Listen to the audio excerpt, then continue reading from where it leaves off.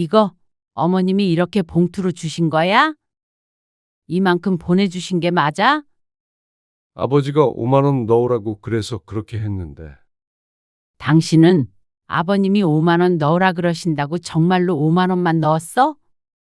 어? 아, 차라리 하지 마시지. 당신도 차라리 이럴 거면 전하지 말지. 어떻게 우리 엄마 장례에 5만 원만 달랑 넣어서 나한테 전해줄 생각을 해? 먼 친척도 5만 원은 안 넣겠어. 당신도 잘 모르는 직장 동료한테도 10만 원씩 내잖아. 근데 어머님, 아버님이 우리 엄마 조의금으로 5만 원 주신 게 이상하지 않았어? 오늘 이야기 속 주인공은 53세 전현숙 씨입니다. 그리고 그녀의 남편과 시집 식구들에 관한 이야기이죠. 전 씨는 친정어머니가 돌아가시고 나서 남편과 시부모님에게 크나큰 실망을 하게 됐습니다. 흰 봉투 하나로 시작된 일이었습니다. 얇디얇고 가벼운 봉투. 그 안에 든 5만 원. 꼭 시집에서의 전 씨의 가치를 알려주고 있는 듯 했습니다. 사돈의 장례에 단돈 5만 원을 준 시부모나 그걸 그대로 전달한 남편이나 똑같았습니다. 똑같이 무정했고 똑같이 생각이 없었습니다. 그동안 시집 일에 헌신했던 스스로가 한심했고 또 후회스러웠습니다. 그깟 조의금 때문에 그러냐고 할 수도 있겠지만 조의금이든 축의금이든 관계에 상관없이 하는 사람은 없었습니다. 5만 원이든 50만 원이든 봉투에 넣기 전에는 누구든 고심을 할 것이고 그 액수가 본인과 얼마나 가까운지 판가름하는 것과 관련이 없을 수 없었습니다. 적어도 전 씨는 그렇게 생각했습니다. 특히 시부모가 다른 친척들에게는 얼마나 내는지 알고 있기에 더 충격적일 수밖에 없었습니다. 그래서 전 씨도 다짐했습니다. 시부모에게 딱 5만 원만큼만 하기로 말이죠. 그래서 남편이 섭섭해진다면 그거는 그거대로 자업자득이었습니다. 뭐든 뿌린 대로 거두는 법이었습니다. 지난 해일은 봄, 친정엄마의 걸음걸이가 눈에 띄게 느려졌습니다. 예전에는 하루에 2번씩 동네 한 바퀴를 돌며 지인들과 안부를 묻던 분이었는데 그맘때는 아파트 앞 벤치에 앉아 지나가는 사람들을 멀뚱히 바라보고 있었습니다. 왜 자꾸 찾아와? 바쁜데. 그냥요. 주말에 뭐가 바쁘다고요? 할 일이야 찾으면 얼마든지 있겠지만 요새 전 씨는 친정엄마에게 더 신경 쓰려고 노력했습니다. 잠시 눈을 떼면 사라질 것만 같았습니다. 전 씨는 일찍 아버지를 여의고 홀어머니 손에 컸습니다. 전 씨와 여동생을 혼자 키우느라 어머니가 고생이 많았죠. 그런데 단순히 그런 이유로 효도를 하고 싶어서 자꾸만 오게 되는 건 아니었습니다. 반찬도 싸오지 마. 어차피 입맛 없어서 잘 안 먹어. 어머니의 목소리에는 깊은 피로가 스며 있었습니다. 그 모습을 보니 가슴이 먹먹했습니다. 얼른 죽어야 네가 고생을 덜하지. 그런 말을 왜 하세요? 죽을 때가 됐지. 기력 없으면 그만 살아야 해. 어머니는 날이 갈수록 쇠약해졌고 본인은 그걸 못 견뎌 했습니다. 그래서 입버릇처럼 이만 눈을 감고 싶다는 말을 했죠. 그리고 그런 어머니를 보는 자식은 불안했습니다. 매일이 마지막일 것만 같은 기분이 들었습니다. 그만큼이나 작아진 어머니를 보다 보면 그렇게 쓰러져 버릴 것 같았으니 말이죠. 그리고 그런 걱정이 현실이 된 듯 친정어머니는 여름이 시작되면서 입원을 하게 되었습니다. 어머니의 곁을 전 씨와 여동생이 번갈아 가면서 지켰는데 나중에 인공호흡기를 끼고 있는 모습을 보며 둘 모두 마음의 준비를 하고 있었습니다. 아마 병원에 누워 계신 이 모습이 어머니의 마지막이 될 것 같았습니다. 애미야, 목요일에 꼭 와야 한다. 어머님, 제가 지금 병원에 있어서 이번에는 가기가 힘들 것 같아요. 뭐야? 며느리가 돼서 식구들 다 모이는데 안 오는 경우가 어디 있어? 지성이, 지연이도 다 불러. 저희 친정어머니가 위독하세요. 아범이 말씀드렸잖아요. 지금 죽은 것도 아닌데 잠깐 와서 일 좀 해주는 게 그렇게 싫으냐? 그게 아니고요. 잔말 말고 와. 사돈만 아픈 줄 아냐? 사돈보다 나이 많은 우리는 오죽해? 다 아픈 거 참고 사는 거지. 그러면서 입원한 친정어머니를 유별난 사람 취급하는 시어머니. 전 씨는 눈을 꼭 감고 뜨거워지려는 숨을 애써 참아 넘겼습니다. 많은 노력이 필요했습니다. 그렇게 전화를 끊고 남편에게 전화를 걸었습니다. 이번에 시댁 모임 못 간다고 말씀 안 드렸어. 했지. 근데 오라고 성하시더라고. 그냥 잠깐 다녀오는 게 낫지 않아? 내내 뒷말 듣는 것보다. 우리 엄마가 장난으로 입원해 있어? 산소호흡기 하고 계셔. 알지. 정말 어머님은 예나 지금이나 변하질 않으시는구나. 전 씨는 힘없이 전화를 끊었습니다. 전 씨는 지난 세월을 떠올렸습니다. 늘 전 씨를 못마땅해 하던 시어머니의 미간의 주름, 까랑까랑한 목소리, 설거지도 제대로 못한다며 나무라던 말투, 그리고 항상 며느리들에겐 찬밥을 내주던 손. 그렇게 여든이 되었지만 며느리에 대한 애틋한 마음은 조금도 생겨나지 않은 듯했습니다. 전 씨도 남편이 무슨 말을 하는지는 알았습니다.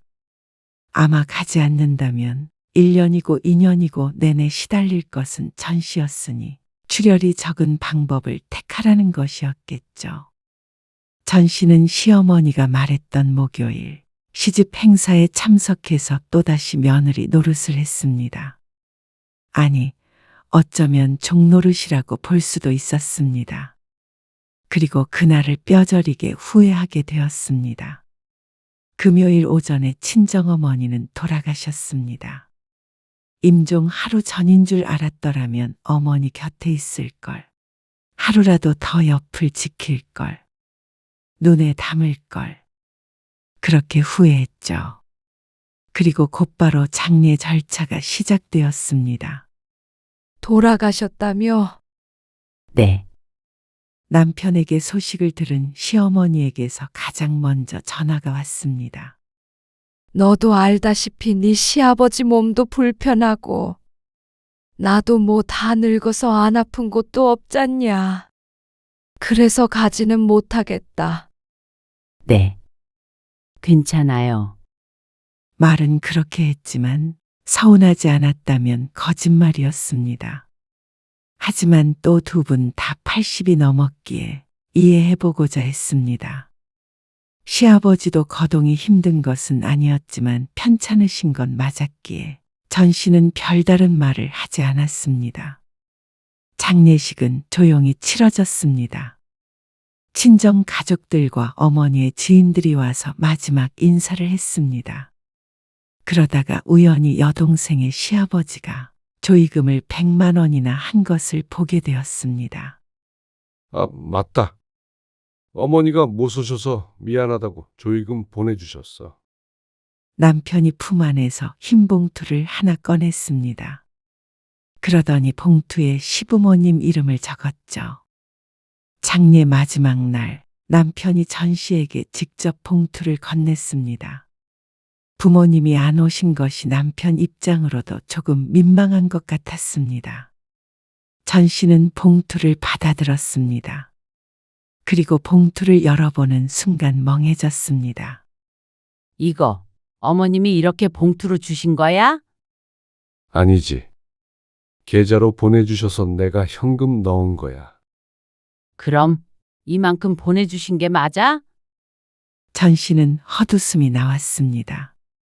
지폐 한 장, 5만 원이 달랑 들어있는 조의금 봉투는 전 씨의 지인 중에서도 몇 되지 않았습니다. 조의금을 의무적으로 해야 하는데 그다지 친분이 깊지 않은 그런 사람들이나 5만 원을 했습니다. 그런데 자신의 시부모가 5만 원만 알 거라고는 생각도 못했습니다. 그것도 둘 몫을 합쳐서 말이죠. 아버지가 5만 원 넣으라고 그래서 그렇게 했는데. 남편의 목소리가 점점 줄어들었습니다. 전 씨의 표정을 이제서야 본 모양이었습니다.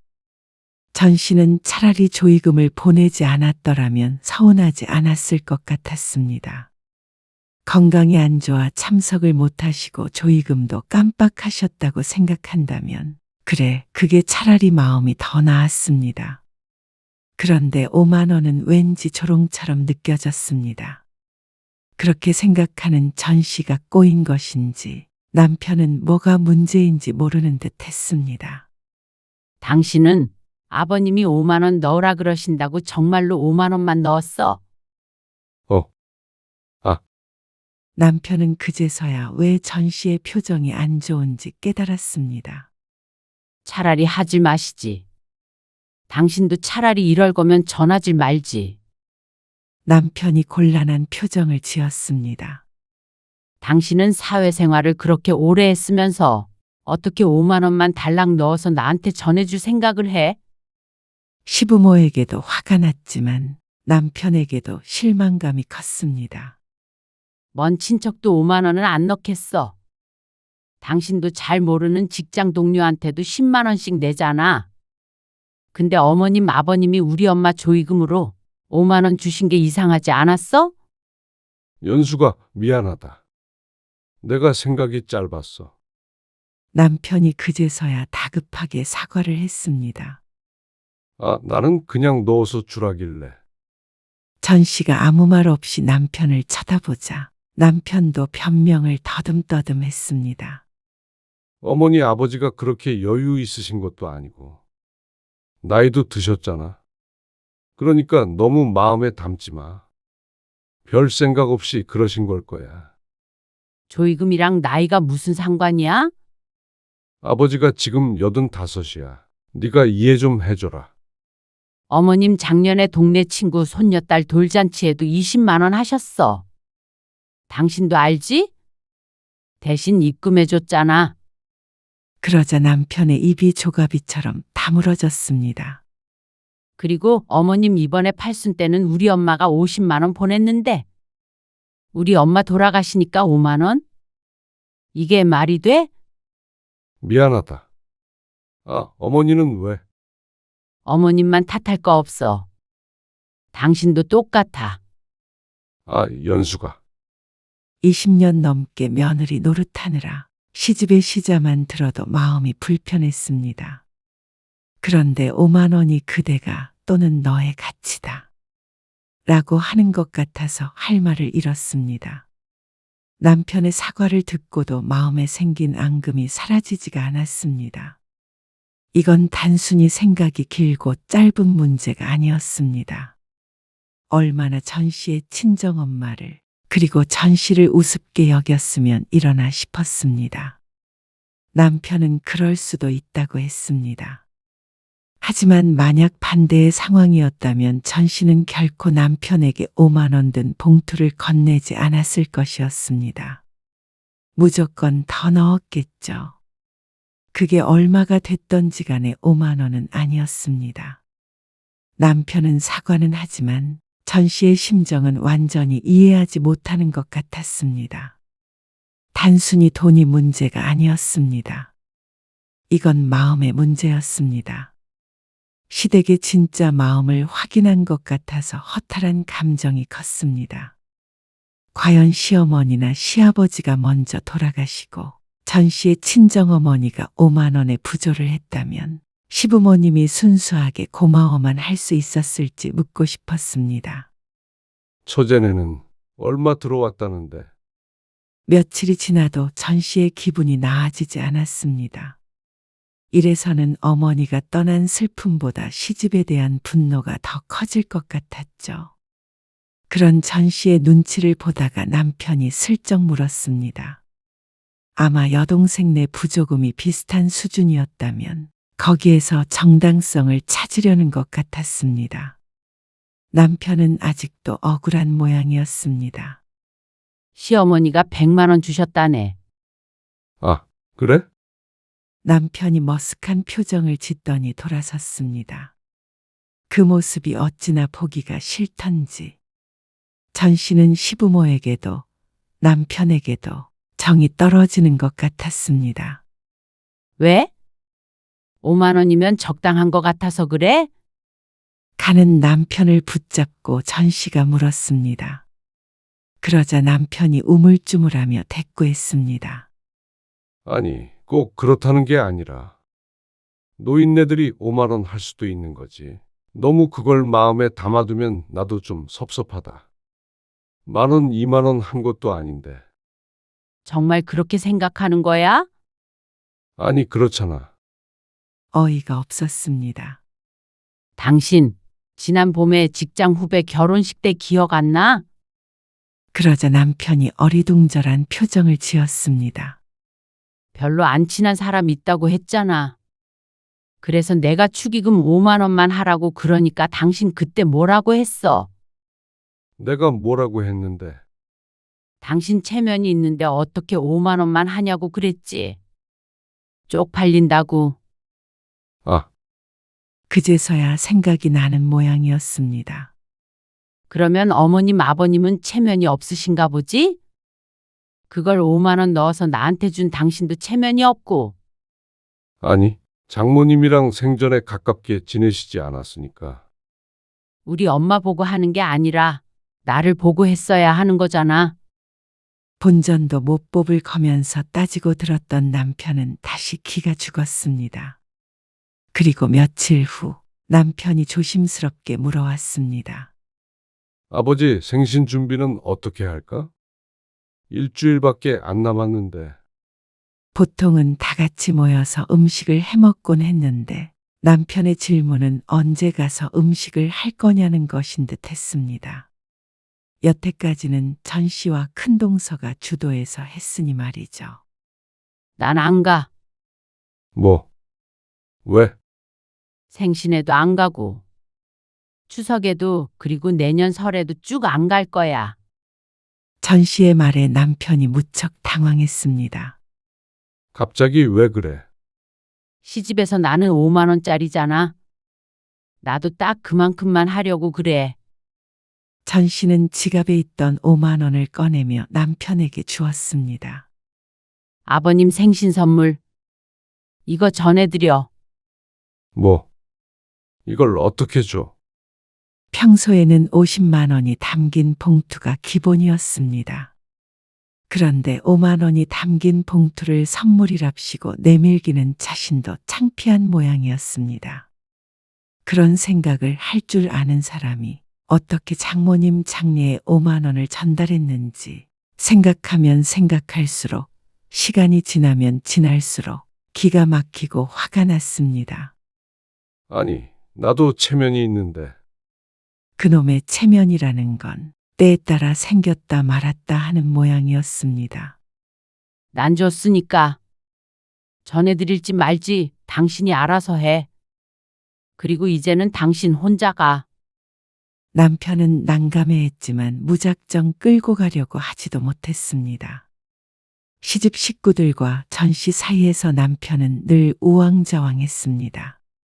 시아버지의 생일엔 남편이 어떻게든 둘러댄 것 같았습니다.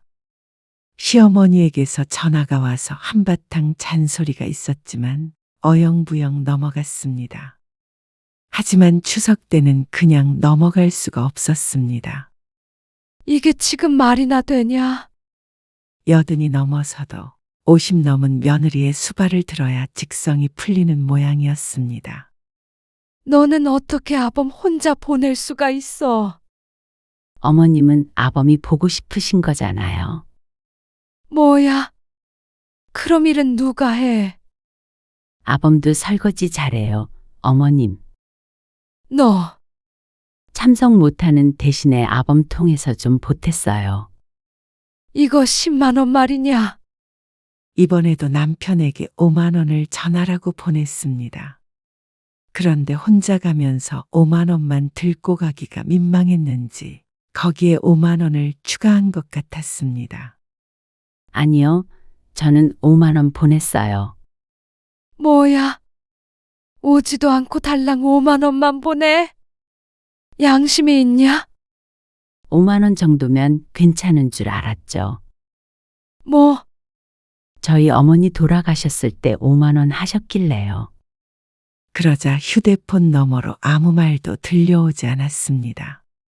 기가 막힌 듯 헛웃음 삼키는 소리만 간간히 들렸습니다. 그게 적은 금액이었다고는 인식을 하고 있는 모양이었습니다. 설마 아니 며느리가 그것 가지고 이런 식으로 나올 거라고는 생각하지는 못했던 것 같고 말이죠. 대체적으로 순종적인 며느리였으니 당황스러울 마음도 이해가 갔습니다. 하지만 딱 5만 원, 전 씨도 딱 5만 원만큼만 하고 살기로 이미 마음먹었습니다. 10만 원 드렸는데도 전화로 어찌나 소리를 치시던지 귀가 지금도 따가워.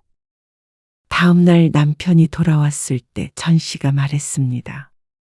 남편도 시달렸는지 눈밑이 시커멓게 변했습니다. 5만 원은 좀 그래서 좀 더 보태어 10만 원을 드렸는데도 반응이 격하니 남편도 생각이 많아진 듯 했습니다.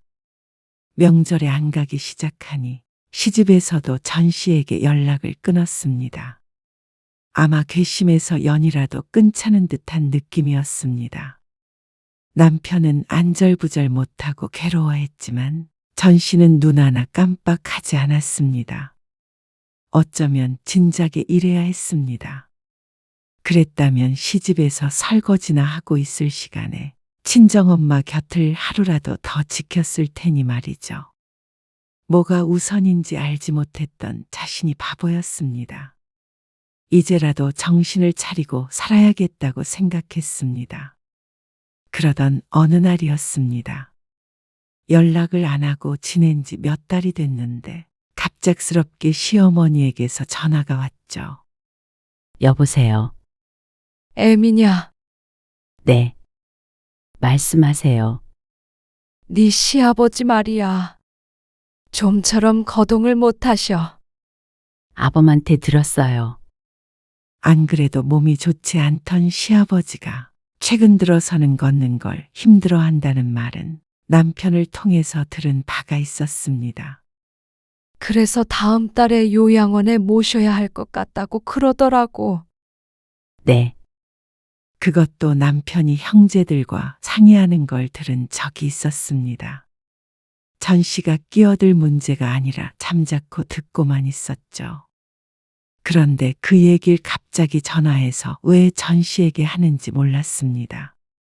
근데 의사 말로는 집에서 누가 좀 도와주고 운동도 좀 하면 아직 못 걸을 단계는 아니라고 그러더라.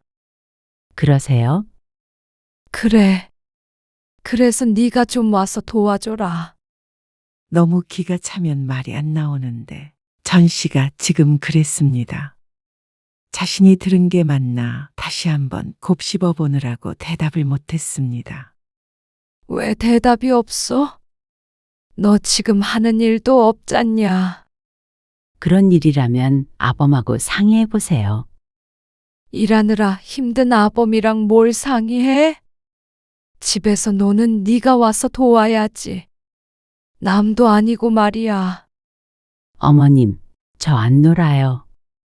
뭐 몇 시간 일 안 한다며.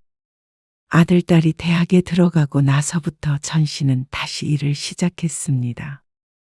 파트타임으로 아르바이트처럼 하는 일이었지만 근무 시간이 짧은 대신 집안일 대부분 전 씨가 도맡아 했죠. 시어머니가 생각하는 것처럼 집에서 팽팽 노는 사람은 결코 아니었습니다. 그런데 시어머니는 꼭 맡겨놓은 걸 찾아가겠다는 듯한 말투였습니다. 저는 힘들어서 못해요. 뭐야? 집에서 놀아도 병수발이 쉬운 일인가요? 시어머니는 오히려 더 기막혀 했습니다. 누가 똥기저귀 갈아달라고 그러들? 그냥 와서 부축만 조금 해주면 되는 거 아니야? 좀 괜찮아질 때까지 한 달 정도만 도와달라니까? 어머님 계시잖아요. 내가 지금 누구 부축할 나이야? 그러면 간병인을 쓰시던가요. 네가 그러고도 우리 집안 며느리야. 그러는 어머님은 저를 며느리라고 생각하셨으면 저희 어머니 장례 때 그렇게 못하셨죠. 아직까지 그 소리야? 너도 참 속이 좁다. 저를 며느리가 아니라 몸종 정도로 생각하시는 것 같은데요. 일 시키실 것 같으면 아범한테 시키세요. 예전 같으면 당장 달려갔을 것입니다. 하지만 이제는 바른 말도 못하고 눈치를 봤던 예전의 전 씨가 아니었습니다. 시부모가 자신을 어떻게 생각하는지 확실하게 안 이상 더 이상 호구짓은 하고 싶지 않았습니다. 그러면 저는 빨래 널어야 해서 이만 끊을게요. 야, 호통치는 시어머니를 보니 아직은 정정한 것 같았습니다. 그러니 시아버지 병수발도 충분해 보였습니다. 그런데 그 얘기를 전해 들었는지 남편이 퇴근하고 나서 전 씨에게 한마디 했습니다. 당신 정말 너무한 거 아니야. 나도 아버지 요양원 보내는 건 마음에 걸렸는데 1년, 2년도 아니고 한 달 정도만 왔다 갔다 하면 되는 거잖아. 그러니까 그렇게 쉬운 거면 당신이 해. 내가 회사 때문에 어떻게 그러냐. 회사를 한 달 쉬던가. 애들도 없고 당신은 집에서 뭘 하는데 그거 좀 해주면 안 돼. 나는 여태 놀았어. 당신이 돈 더 버니까 나는 당연히 시아버지 병수발 들어야 해. 그런 말이 아니잖아. 가족끼리 좀 돕고 살자는 거지. 가족? 당신 장모님 일 이후로 마음 상한 거 알아. 그런데 이 정도 했으면 됐잖아. 언제까지 그럴 거야? 내가 사과했잖아. 계속 이러면 나도 당신한테 실망할 것 같아. 남편의 말을 듣는 순간 화가 치밀어 올랐습니다. 남편과 계속 살고 있는 것도 겨우 참고 있는 것이었습니다. 지금도 그날 일을 생각하면 자다가도 벌떡 일어났습니다. 그 이후로 5만 원 때문에 여러 일이 있었는데도 불구하고 남편은 아직까지도 전 씨가 예민하게 구는 것이라고 생각하는 듯 했습니다. 그럼 이제 우리 집이랑은 담 쌓고 살겠다는 거야? 담 쌓았으면 전화도 안 받았어. 나는 딱 이 정도만 하고 살 거야. 그동안 선을 안 긋고 살았더니 내가 그런 취급을 당했지. 그럼 이혼하자. 이렇게 살 바엔 차라리. 남편의 말에 전 씨는 오히려 웃음이 나왔습니다. 그래? 이혼? 이렇게 살 바엔 차라리 이혼할까? 전 씨가 남편의 말을 그대로 되돌려주자 남편이 놀란 듯 눈을 크게 떴습니다. 한번 꺼내본 말인 것은 알고 있었습니다. 하지만 만약 남편이 시집 일로 자꾸만 전 씨를 압박한다면 전 씨도 이제는 남편 말도 듣지 않을 생각이었습니다. 당신 선택 잘해. 그러자 남편이 생각이 많은 듯 인상을 찡그렸습니다. 하지만 다시 이혼 얘기는 꺼내지 않았습니다. 전 씨가 이혼이라도 불사할 거라는 걸 알았는지 남편은 다시는 똑같은 얘기를 꺼내지 않았습니다. 어이가 없는 건 전 씨가 시아버지 수발을 들지 않겠다고 하자 다른 누군가가 그 자리를 대신하지는 않았습니다. 시아버지는 예정대로 다음 달에 요양원으로 모셔졌습니다. 이러니까 전 씨가 시집에 정을 줄 수가 없었습니다. 그건 남편도 마찬가지였습니다. 이번에도 안 갈 거지? 남편이 넌지시 물었습니다. 시어머니 생신날이었습니다. 전 씨는 고개만 저었습니다. 그러자 남편은 한숨만 한번 내쉬고 말았습니다. 그리고 올해 여름에 시아버지가 돌아가셨습니다. 요양원에 들어간 지 얼마 되지 않은 시점이었습니다. 시어머니는 크게 충격을 받은 것 같았습니다. 요양원에 보내며 찜찜해 하긴 했는데 이렇게 빨리 돌아가실 거라고는 상상하지 못한 것 같았죠. 전 씨도 내심 같은 마음이었습니다. 아무리 정이 떨어지고 섭섭했다고 한들 돌아가신 시아버지에게까지 앙심을 품진 않았습니다. 남편은 전 씨가 시아버지의 장례에도 참석하지 않을까봐 걱정인 것 같았습니다. 하지만 그럴 생각은 없었습니다. 전 씨는 남편과 함께 3일 내내 장례식장을 지켰습니다. 그리고 장례 비용을 분담하기 위해 남편의 큰형님에게도 넉넉한 돈을 줬습니다. 봉투에 넣어주었는데 혹시나 그 안에 5만 원이 들었을까봐 무서웠는지 남편이 봉투를 열어보는 장면을 보고는 혀를 찼습니다. 하지만 그것이 끝이었습니다. 시아버지의 장례가 끝난 이후로도 전 씨는 시집 행사에 참석하지 않았습니다. 어머니가 당신 언제쯤 오냐고 물어보셨어. 어느 날 남편이 말했습니다. 전 씨가 이렇다 할 대답을 하지 않자 재차 물어보지는 않았습니다. 시아버지가 돌아가셨을 때 남편은 전 씨의 행동을 보고 한참을 생각하는 듯 했습니다. 집에 돌아와서 전 씨의 손을 붙들고 진심으로 사과했습니다. 장모님 돌아가셨을 때 미안했다고 말이죠. 후회한다고 했습니다. 남편도 아버지나 자신에게 들어오는 조의금을 받아보고 지인들에게 서운해하고 그런 일련의 과정을 거쳐보니 그 5만 원의 의미를 알게 된 것 같았습니다. 그럼에도 최선을 다해서 장례를 지켜줘서 고맙다고 했습니다. 그리고 지난달 시어머니에게서 전화가 왔습니다. 미안했다. 시어머니는 무엇 때문에 갑작스럽게 사과할 마음이 생겼는지 몰랐습니다. 콧배기도 잘 안 비추는 며느리를 보니 후회를 했을 수도 있고, 시아버지가 돌아가시고 생각이 달라졌을 수도 있고, 아니면 본인이 점점 나이가 드니 그런 것일 수도 있었고 말이죠. 이래서 나이 먹으면 죽어야 된다고 그랬나 보다.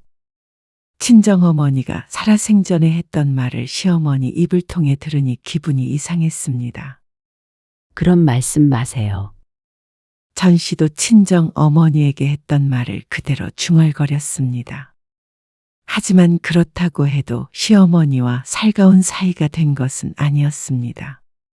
그냥 그 사과만 받았을 뿐이었습니다.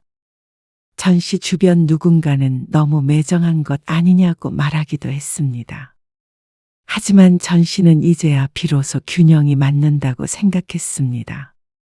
아마 조의금 5만 원이 아니었다면 지금까지 시집 식구들 뒤치다꺼리 하느라 명절을 두려워하고 전화 한 통에 내내 불편하고 작은 잘못에도 들들 볶이며 살았을 것이었습니다. 남편은 아무것도 모르는 천치로 살았겠죠. 이제는 전 씨는 어떻게 살아야 할지 분명해졌습니다. 이제 전 씨는 받는 만큼 주고 존중받은 만큼 존중하며 삽니다. 일방적인 희생은 더 이상 하지 않았습니다. 서운해하던 남편도 이제는 그걸 당연스럽게 생각했습니다. 오히려 전 씨나 아들, 딸들이 느닷없이 호출당하는 일 없이 중간 역할을 하려고 노력했습니다. 자신의 부모이니 자신이 알아서 하겠다는 말도 했습니다. 결국 전현숙 씨에게 그 5만 원은 인생의 전환점이 되었습니다. 더 이상 착한 며느리 역할에 매여 살지 않게 되었고 자신의 소중함을 스스로 지키는 법을 배웠습니다. 그리고 남편 역시 아내의 마음을 이해하게 되면서 부부관계도 더욱 성숙해질 수 있었습니다.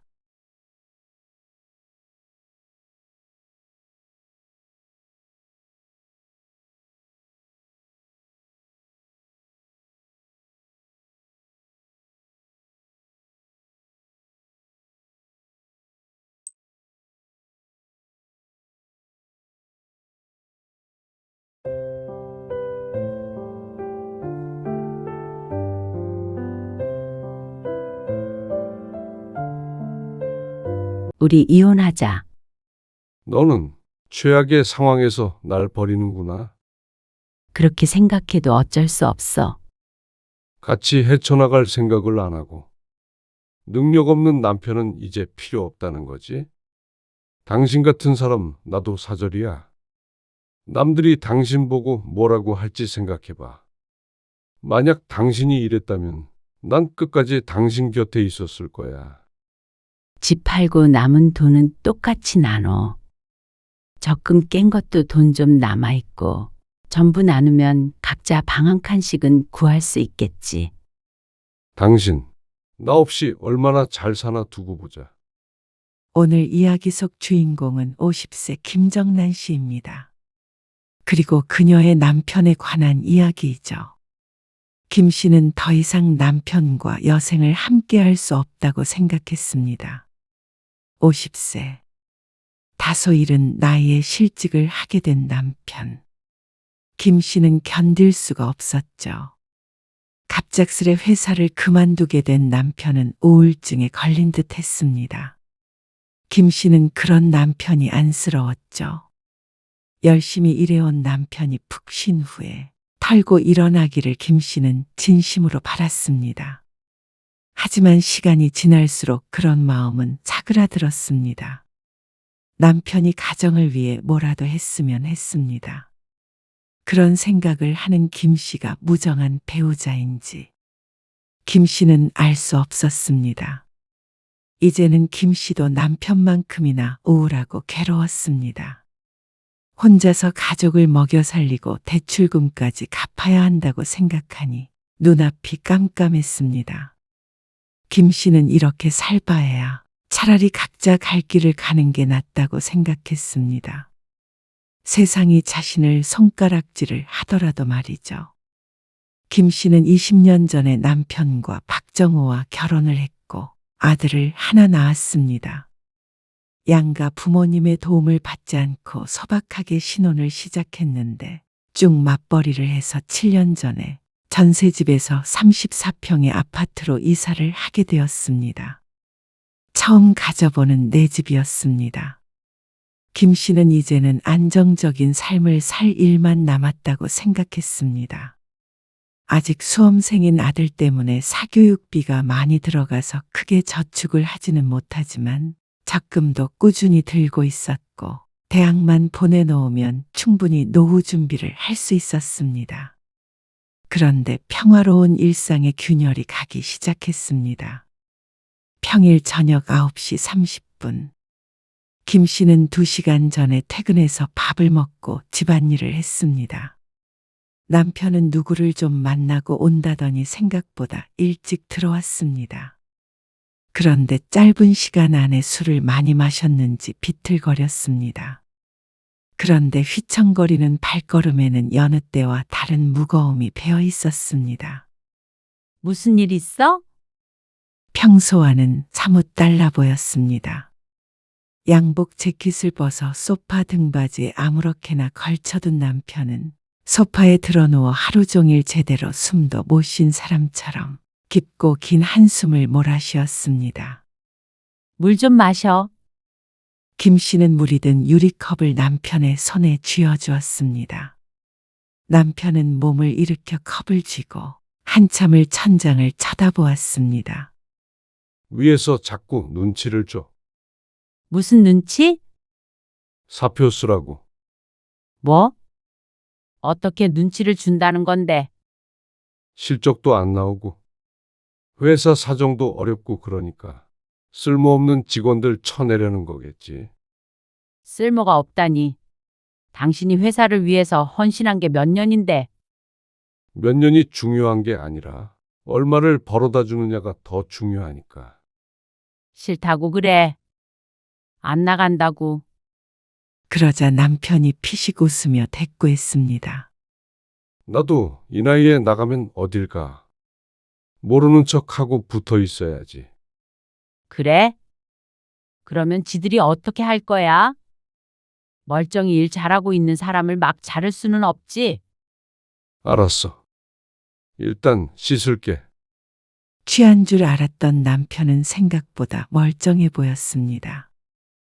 취해서 비틀거렸던 것이 아니었던 모양이었죠. 김 씨는 걱정스러운 표정으로 욕실로 들어가는 남편을 한참 바라보았습니다.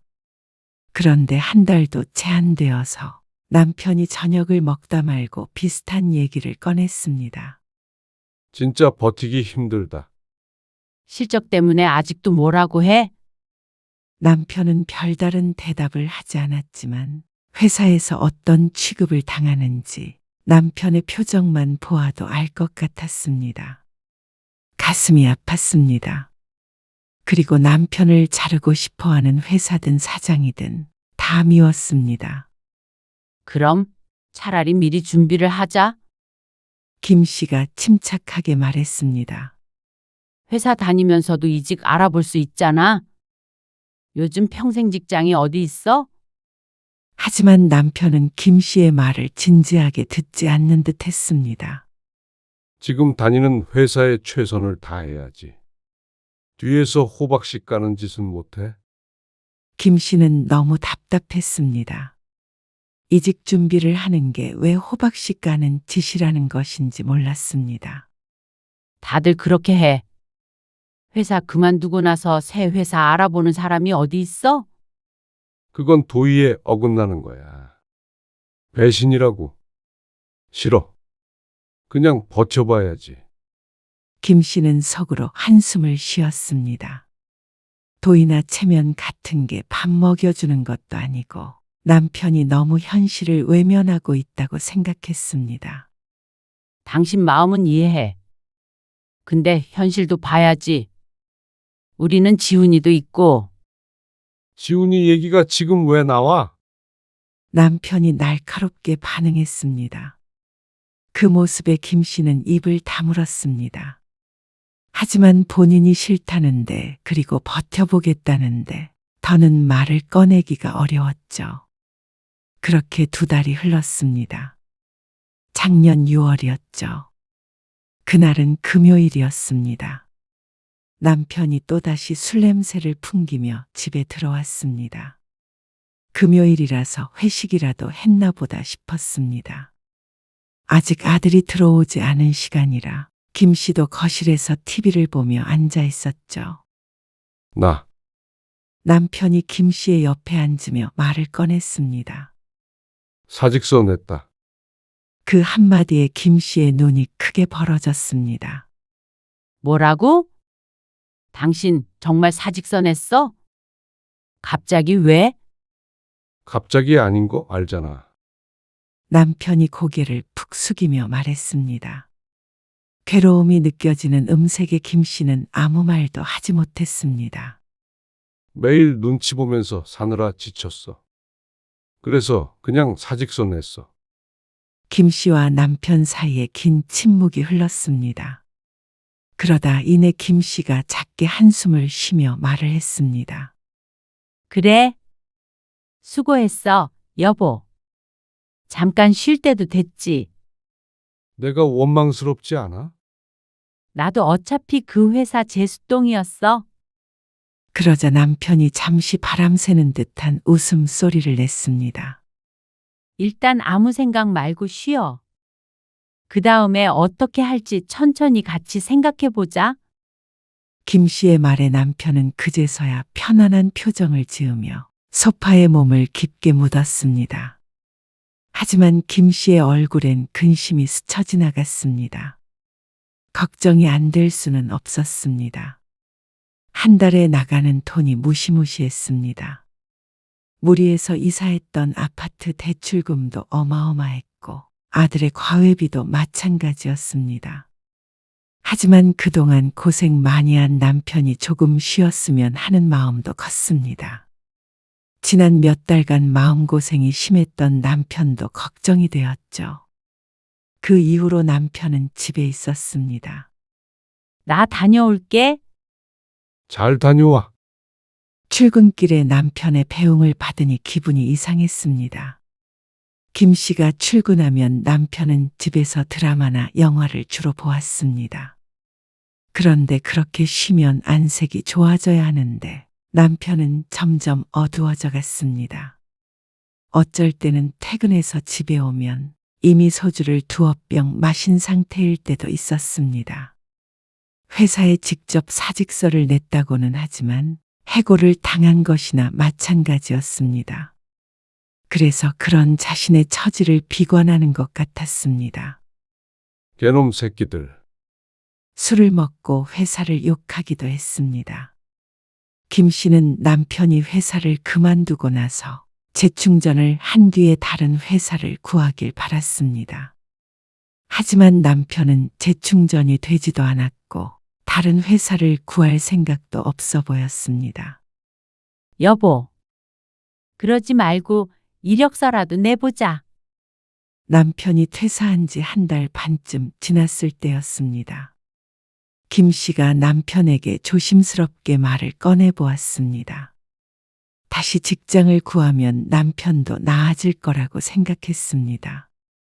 그리고 한 달 넘게 쉬었으면 충분히 쉬었다고 생각했죠. 내가 알아서 할게. 맨날 술만 마시니까 그렇지. 알아서 한다고. 회사 나온 지 얼마 되지도 않았는데 바가지를 긁고. 남편은 점점 날카로워져 갔습니다. 그러다 또 한 달이 속절없이 흘렀습니다. 남편은 수염도 깎지 않고 집에만 있었습니다. 아들 보기가 민망할 정도였습니다.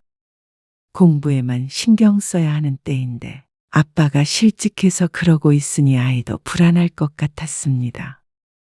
말수도 줄어들고 특히 아빠와는 대화를 하는 일이 거의 없었습니다. 그래서 김 씨는 퇴근 후에 남편 밥을 챙겨주고 나서 계속 컴퓨터 앞에 앉아 있었습니다. 남편의 이력서를 정리하고 온라인 채용 사이트를 뒤지며 지원 가능한 회사들을 찾아냈습니다.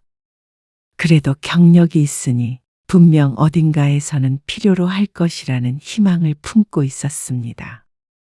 그리고 며칠 뒤 김 씨는 남편에게 정리된 면접 일정을 건넸습니다. 여보, 내가 당신 대신 이력서 몇 군데 넣어봤어. 남편은 서류를 보더니 얼굴을 찌푸렸습니다. 왜 말도 없이 그랬어? 지난번에 당신한테 말했잖아. 당신이 취해 있어서 대충 들은 거지? 남편이 세수하듯 손바닥으로 얼굴을 문질렀습니다. 이제는 쉴 만큼 쉬었잖아. 현실적으로 다시 열심히 살아야지. 지금 우리 상황 어떤지 알잖아?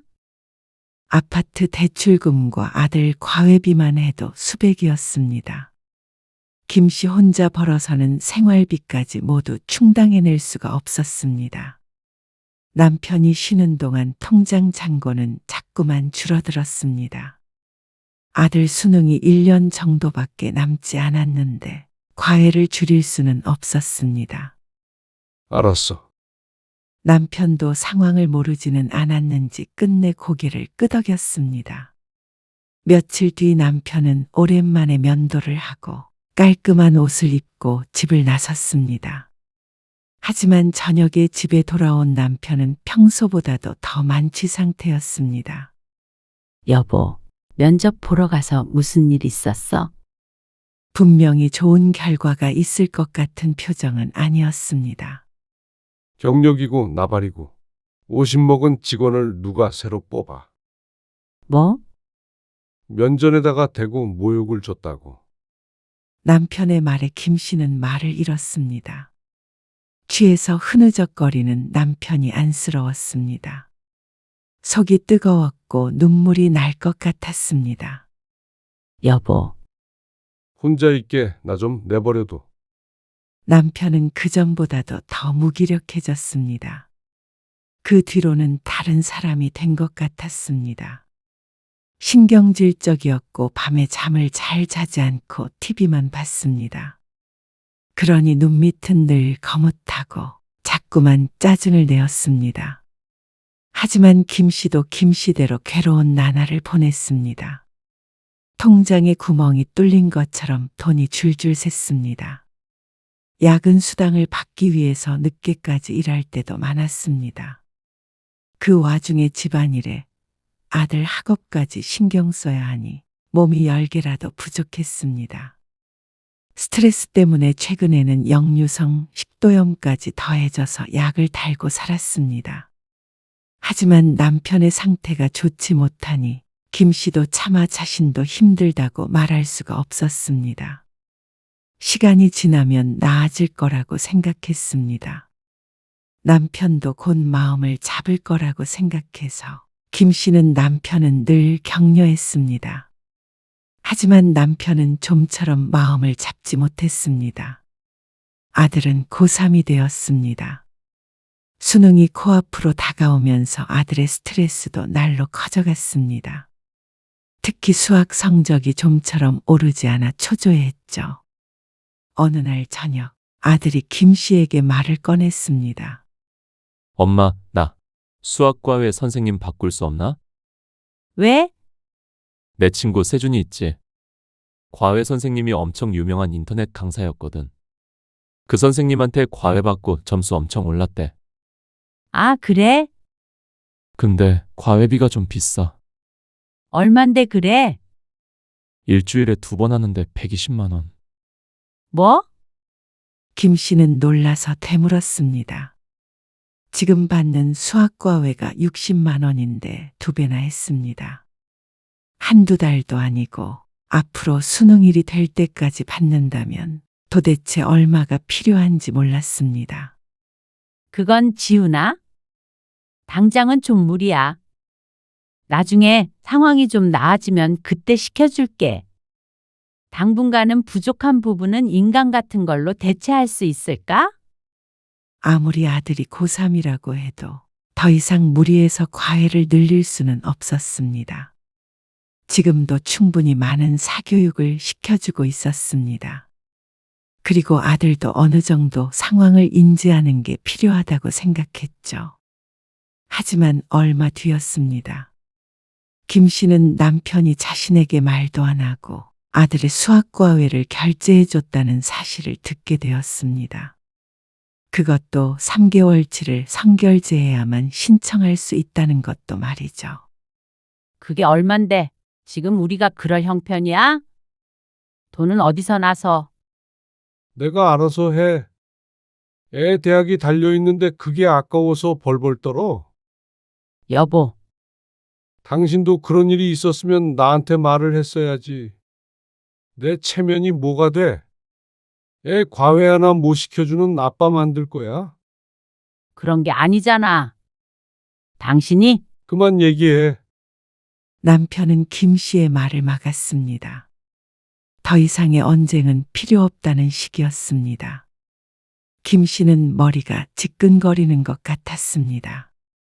하지만 김 씨는 남편을 몰아붙일 수가 없었습니다. 남편은 최근 들어 병원에 갔습니다.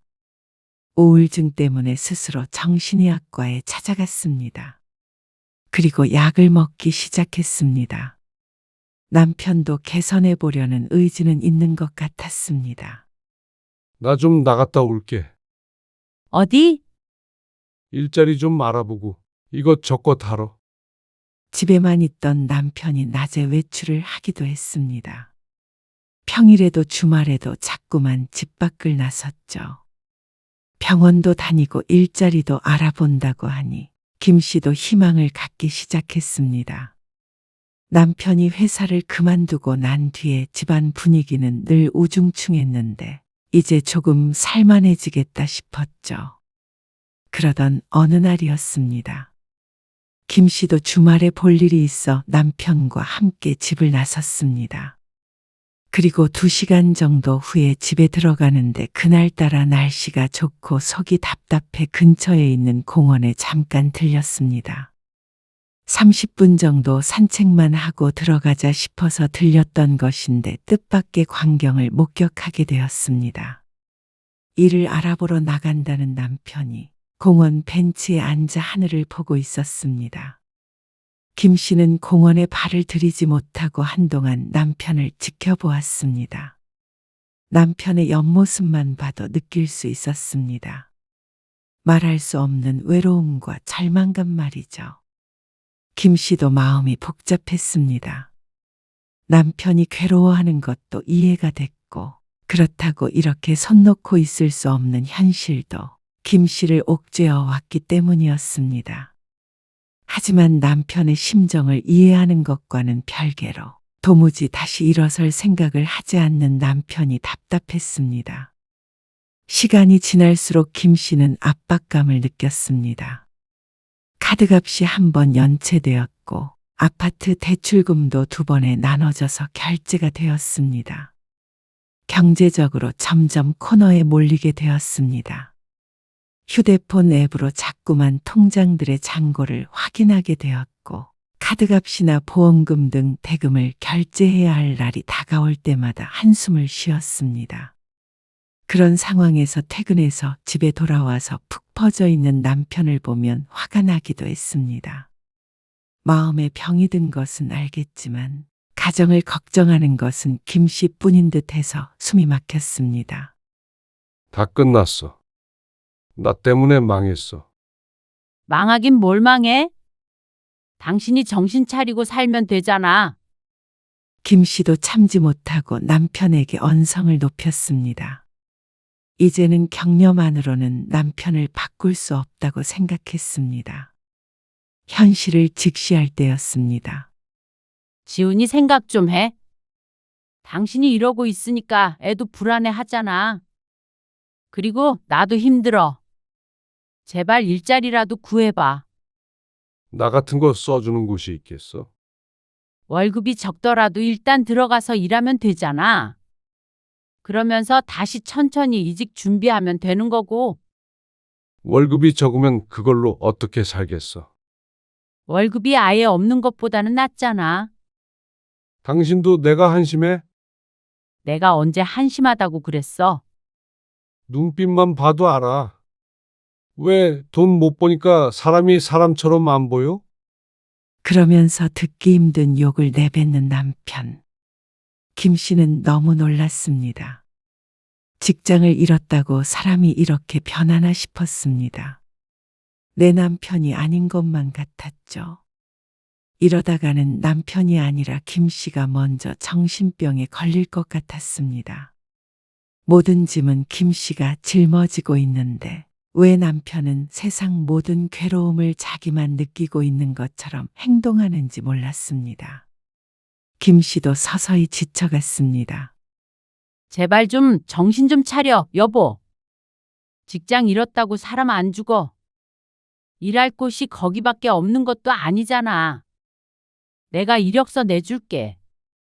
당신은 면접 봐, 어? 내가 알아서 한다고 했잖아. 옆에 있던 쿠션을 김 씨를 향해 집어던지며 말하는 남편. 쿠션은 김 씨 옆을 비켜갔지만 김 씨는 정통으로 맞은 것과 같은 기분을 느꼈습니다. 김 씨는 그날 이후로 남편과 말을 섞지 않았습니다. 남편도 마찬가지였습니다. 김 씨도 서서히 지쳐갔습니다. 이제는 눈앞에 닥친 일들 때문에 남편을 생각할 여유조차 없었습니다. 너 이 새끼. 뭐라고 그랬어? 아들은 수능을 봤습니다. 그런데 원하던 만큼의 성적이 나오지 않은 것 같았습니다. 평소보다도 시험을 못 쳐서 집은 초상집 분위기였습니다. 그래도 혹시나 하는 희망을 가지고 있었지만 아들은 목표했던 대학이 아닌 지방에 있는 국립대에 가겠다고 했습니다. 너한테 그동안 쏟아부은 돈이 얼만데 그런 대학을 가겠다고 그래. 성적 맞춰서 가려는 거예요. 차라리 재수를 하겠다고 그러면 내가 이렇게 화내지 않아. 너 공부시키느라 엄마 아빠 등골 휜 거 몰라서 그딴 말을 해. 재수하면 한 달에 300만 원씩 내고 또 재수학원 다니고요. 뭐? 네가 그걸 왜 신경 써? 아빠, 1년 넘게 일 안 했잖아요. 뭐야? 그래서 저라도 장학금 받아서 대학 가려는 건데 뭐가 문제예요? 이 자식이 그래도? 남편이 순식간에 아들을 향해 발길질을 했습니다. 여보, 김 씨는 그런 남편을 죽자사자 말렸습니다. 김 씨도 아들의 결정이 뼈아팠습니다. 하지만 이런다고 해결될 문제도 아니었고 김씨 부부의 탓도 있었습니다. 하지만 자식을 이런 식으로 다루는 것은 용납할 수 없었습니다. 말이 안 통하는 5살짜리 아이도 아니었고 이제 곧 성인인 자식을 말이죠. 집은 남편 때문에 난장판이 되었습니다. 아들은 집을 뛰쳐나갔고 김 씨의 얼굴에도 생채기가 났습니다. 남편은 아들을 찾으러 가겠다며 난리를 치다가 겨우 진정했습니다. 여보, 이 집 팔자. 김 씨는 넋이 나가서 중얼거렸습니다. 뭐, 이 집 팔고 작은 집으로 옮겨. 전세든 뭐든 그러고 나서 다시 시작하자. 말이 되는 소리를 해. 이 집 대출금 한 달에 얼마 갚는 줄 알아? 그 돈만 줄여도 먹고 살만해. 지훈이 장학금 받아서 대학 가면 앞으로 지훈이한테 들어가는 교육비도 없을 거고. 집이 뭐라고 가정을 무너뜨리면서까지 유지할까요? 김 씨는 사람이 먼저였습니다. 작은 집에 살더라도 가족끼리 행복하기만 하면 된다고 생각했습니다. 어쩌면 진작에 이렇게 해야 했었는데 김 씨도 애정 가득한 집을 팔지 못하고 끌어안고 있었던 것이었죠. 아들의 사교육비를 줄일 수 없다면 집에 드는 돈이라도 줄였어야 했던 것이었습니다. 김 씨는 마음먹었습니다. 가슴이 아파도 그게 맞다고 생각했습니다. 어차피 아들이 지방으로 간다면 김 씨와 남편 둘뿐이었습니다. 김 씨는 원룸으로 간다고 해도 좋았습니다. 하지만 남편은 노발대발했습니다. 말도 안 된다며 발을 굴렀습니다. 이 집이 어떤 집인데 팔자고 하냐면서 김 씨를 비난했습니다. 그리고 그것 또한 자신을 무시하는 일이라며 길길이 날뛰었습니다. 김 씨는 남편의 모든 비난을 들으며 눈을 질끈 감았습니다. 정신을 다잡지 않으면 김 씨 또한 무너질 것 같았습니다. 다음 주 김 씨는 집을 부동산에 내놓았습니다. 집을 팔면 대출을 상환하고도 어느 정도 돈이 생기니 그걸로 전세집을 구하던가 월세로 가도 될 듯 했습니다. 그러면 집 걱정은 없었습니다. 그런데 등기부등본을 떼어보던 중에 이상한 점을 발견했습니다.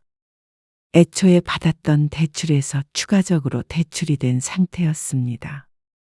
그래서 김 씨는 남편을 추궁했습니다. 당신 대출 받았어? 그 돈 어디다 쓴 거야? 어떻게 상의도 없이 지훈이 과외비 내고. 추가 대출이 1억이야. 지훈이 과외비가 그만큼 나갈 리가 없잖아. 투자했어. 뭐? 코인 투자했다고. 김 씨는 다리가 후들거리는 것 같았습니다. 제발 그 돈이 그대로 있길 바라며 조심스럽게 물었습니다. 잃은 건 아니지? 아직 있지? 더 불리지 않아도 되니까 그냥 다 뽑아, 여보. 그런데 남편은 말이 없었습니다. 여보, 대답해봐. 천 남았어. 김 씨는 그 자리에서 주저앉고 말았습니다. 1년 넘게 혼자 벌면서 있던 적금까지 깼는데 남편은 새로 취업할 생각은 안 하고 대출을 받아서 코인에 투자를 했다는 말이었습니다. 늘 무기력하고 화가 나 있다고 생각했던 게 남편도 김 씨에게 말 못한 사정이 있었던 것이었죠. 김 씨는 남편이 용서가 되지 않았습니다.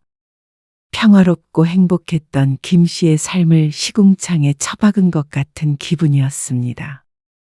왜 나한테 한마디 말도 없었어? 남편은 고개를 숙인 채 대답했습니다. 우리 가족한테 부끄럽지 않은 가장이 되고 싶었어. 그 전 같았으면 그런 남편이 안쓰러웠겠지만 더는 그러지 않았습니다.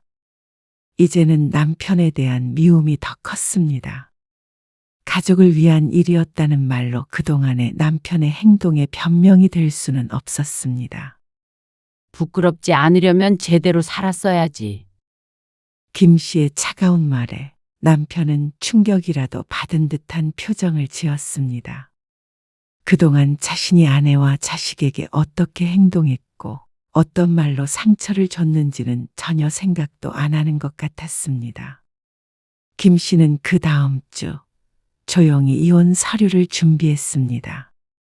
아침에 씻으며 머리가 한 움큼 빠졌는데 그걸 보니 이대로 살 수는 없다는 생각이 들었습니다. 김 씨가 먼저 병들어 죽게 생겼으니 말이죠. 김 씨의 아들은 독립해서 나갔습니다. 고시원에서 지내다가 대학이 확실히 결정되면 기숙사에 들어가거나 원룸을 구하겠다고 했습니다. 김 씨도 그러라고 했습니다. 집에 있어봤자 좋은 꼴은 못 볼 것 같았으니 말이죠. 어느 날 김 씨는 아들과 커피숍에서 만났습니다. 지은아, 엄마가 중요한 얘기를 해야 할 것 같아. 그런데 아들은 이미 예감하고 있었던 것 같았습니다. 이혼하시려는 거죠? 어떻게 알았어? 저도 바보가 아닌데 다 알죠. 김 씨는 마음이 아팠습니다. 이해해요. 저는 신경 쓰지 마세요. 그래도 아들의 수능이 끝나느라 불행 중 다행이라고 생각했습니다. 아들은 김 씨의 결정을 이해해 줬습니다. 이혼 서류를 제출하기 전날 김 씨와 남편은 마지막으로 대화를 나눴습니다. 너는 최악의 상황에서 날 버리는구나. 남편은 김 씨를 비난했습니다. 가장 힘들 때 배신을 한다며 괴로워했습니다. 같이 헤쳐나갈 생각을 안 하고. 능력 없는 남편은 이제 필요 없다는 거지. 당신 같은 사람 나도 사절이야. 남들이 당신 보고 뭐라고 할지 생각해봐. 만약 당신이 이랬다면 난 끝까지 당신 곁에 있었을 거야. 하지만 지난 1년간의 삶을 되돌아봤다면 스스로가 알 것이었습니다. 그럴 만한 정신력을 가진 사람이 아니라는 사실을 말이죠. 김 씨는 체념했습니다. 남편은 자기 연민에 빠져 무엇이 그른 것인지 보지 않았습니다. 김 씨도 일말의 희망이 있었다면, 남편에게 의지만 있었더라면 결코 이런 결정을 하지는 않았을 것이었습니다. 누구보다도 가정을 지키고 싶었던 사람이 김 씨였으니 말이죠. 하지만 이제는 정말 끝이었습니다. 끝까지 모든 일의 책임을 김 씨에게 돌리는 남편에게 더는 실망할 건덕지도 남아있지 않았습니다.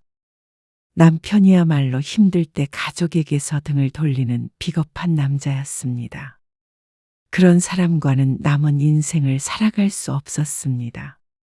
자식이 독립하면 부부는 서로밖에 없는데 뭘 믿고 살아갈지 의심이 됐습니다. 그러니 이혼하기로 한 결정을 후회하지 않았습니다. 집 팔고 남은 돈은 똑같이 나눠. 적금 깬 것도 돈 좀 남아있고 전부 나누면 각자 방 한 칸씩은 구할 수 있겠지. 아직 젊은 나이였습니다. 어차피 아들이 대학에 가면 본격적으로 노후를 준비하려고 했었는데 그 규모가 조금 작아졌다고 생각하면 그만이었습니다. 그렇게 긍정적으로 생각하기 위해서 김 씨도 수많은 나날을 눈물로 보내야 했습니다. 당신 얼마나 잘 사나 두고 보자. 남편은 끝까지 악에 받쳐 있었습니다. 그런 남편을 김 씨는 쓸쓸하게 바라보았죠. 3월 아들이 지방 국립대에 장학금을 받으며 입학했습니다. 기숙사에 살아서 집 걱정은 없었고 생활비는 김 씨가 일부 대주었습니다. 나머지는 자신이 아르바이트를 해서 벌겠다고 했죠. 그리고 김 씨는 남편과 이혼했습니다. 전세 자금 대출을 조금 받아서 작은 아파트를 구했습니다. 대출이라면 지긋지긋했지만 혼자서 어떻게든 갚아갈 거라는 희망은 있었습니다. 가끔씩 아들이 오면 집이라고 생각할 만한 곳이 있었으면 했습니다. 그래서 김 씨는 더욱 더 열심히 일할 이유가 생겼습니다. 남편은 홀시어머니가 사는 집으로 들어갔습니다. 혼자서 살아갈 만한 마음의 여유가 없는 것 같았습니다. 차라리 잘 됐다고 생각했습니다. 혹시나 비참하게 살아간다면 그것도 마음에 걸렸을 것이니 말이죠. 이혼 후 김 씨는 시어머니에게서 전화를 받았습니다. 처음부터 끝까지 김 씨를 욕하는 내용이었습니다. 실직한 남편을 보듬어 주지 못하고 버렸다면서 남편과 똑같은 말을 했습니다. 씁쓸했지만 크게 틀린 말도 아니었습니다. 김 씨도 자신이 먼저 살아야겠다고 생각했으니 끝까지 남편과 함께하지 못한 것이었습니다. 하지만 그렇다고 후회하는 것은 아니었습니다. 김 씨는 이제야 다시 안정적인 삶을 살아가고 있었습니다. 다시 적금을 들어 차곡차곡 모으고 있었고, 나중에 퇴직했을 때를 대비해서 노후 준비도 염두에 두고 있었습니다. 아마 큰일이 있지 않은 이상은 남에게 아쉬운 소리 하지 않고 소박하게 살아갈 수 있을 듯 했습니다. 남편과 함께 그런 삶을 살았다면 좋았을 텐데 어쩔 수 없는 일이었습니다. 잘 지내? 반년이 지나 남편이 김 씨에게 연락을 했습니다. 나 취직했어. 겸연쩍은 듯 자꾸만 헛기침을 하며 말하는 남편. 김 씨는 진심으로 축하해 주었습니다. 남편이 잘 살기를 바랐습니다. 지훈이랑 한번 봐.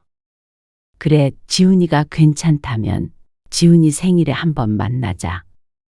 그리고 나 이제 정신 차리고 사니까 우리 재결합도 생각해 봤으면 해. 남편의 말에 김 씨는 잠시 침묵했습니다. 김 씨도 그런 상상을 안 해본 것은 아니었습니다. 다시 행복하게 셋이 지내는 상상을 말이죠.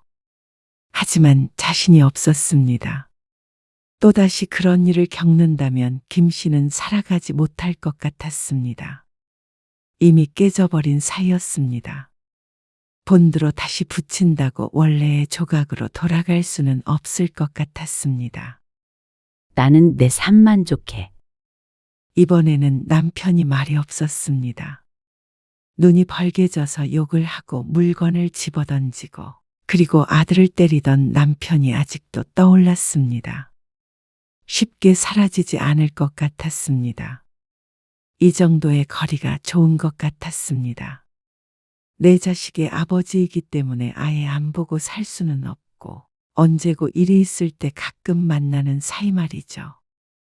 아들도 언젠가는 결혼을 할 것이고 그때도 같이 부모의 자리에 앉아 있을 생각이었습니다. 하지만 남편과 다시 한 이불을 덮고 자는 일은 없을 것 같았습니다. 김 씨도 혼자가 된 일상에 이제 막 적응을 하기 시작했습니다. 과거는 내려놓았고 새로운 시작을 위한 걸음을 내딛었습니다. 남편은 저만치 뒤에 남겨뒀습니다. 그래서 앞만 보고 가고 싶었습니다. 그리고 남편은 그런 김 씨에게 떼를 쓰지 않았습니다. 아마도 많이 후회하고 있는지도 몰랐습니다. 행복했던 가정을 파탄냈다고 자책할지도 몰랐습니다. 하지만 그건 남편이 안고 가야 할 문제라고 생각했습니다. 냉정하다고 이번에도 욕을 할지는 모르겠지만 김 씨도 나름대로 스스로 안고 살아가는 슬픔이 있었습니다. 하지만 그걸 극복하는 것은 각자의 몫이었죠. 자꾸 보다 보면 나중에는 또 어떻게 될지는 모르겠지만 현재로서의 김 씨의 심정은 그랬습니다. 그럼 잘 지내. 당신도. 남편과의 전화는 그렇게 끝냈습니다. 몇 달 뒤 아들의 생일에 만나게 될지는 몰랐지만 그때까지는 남편은 떠올리지 않고 살아가기로 했습니다. 언젠가 모든 상처는 아물 것이었습니다. 김 씨는 홀가분했습니다. 지난 나날들에 느꼈던 가슴을 핥히는 숨막히는 고통은 느끼지 않았습니다. 그걸로 후회하지 않을 충분한 이유가 되었죠.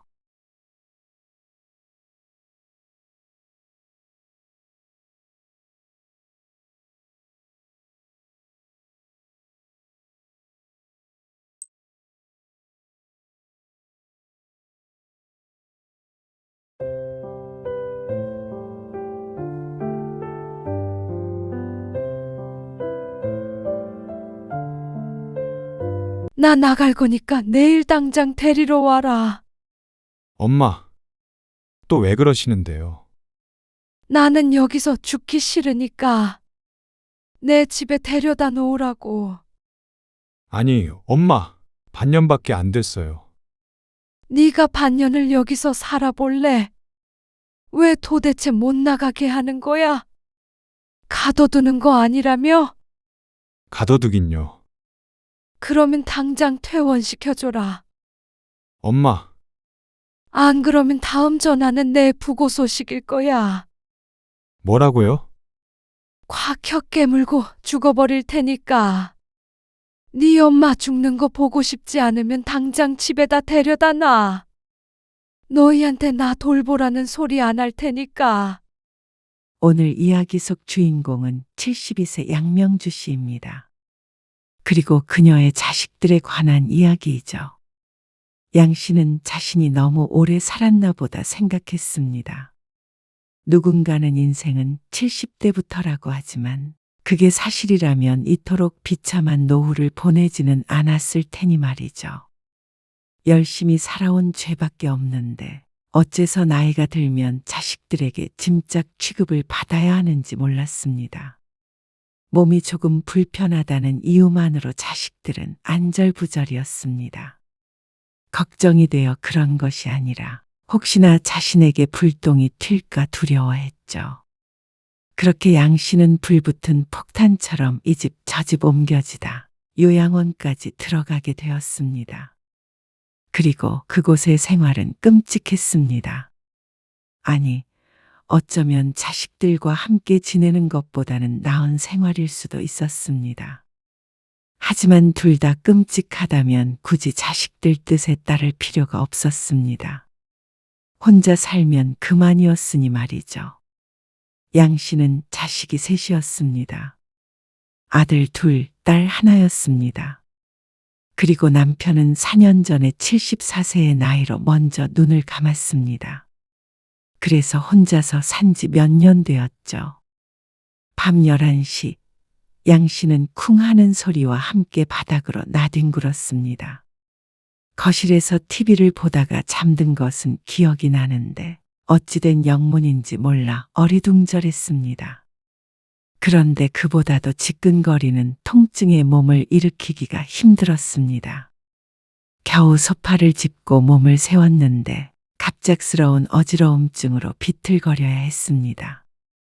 의식은 있었지만 일어서려 할 때마다 세상이 빙빙 돌았고 허리도 아팠습니다. 하는 수 없이 구급차를 부를 수밖에 없었죠. 응급실에 도착한 뒤에 양 씨는 CT와 엑스레이를 찍게 되었습니다. 그 사이에 큰아들에게 연락을 해서 본의 아니게 밤늦게 아들을 불러내게 되었죠. 검사 결과 다행히 뇌에는 이상이 없는 것 같았지만 요추염자가 의심된다는 진단이 나왔습니다. 지금 거동도 불편하시고 낙상 위험도 크니까 괜찮아질 때까지는 혼자 계시지 마시고요. 당분간은 보호자와 함께 생활하시는 게 좋을 것 같습니다. 젊은 의사가 차트를 보며 말했습니다. 새벽 2시, 큰아들의 얼굴에는 피곤함과 걱정이 뒤섞여 있었습니다. 큰아들 재호는 45세로 평범한 회사원이었습니다.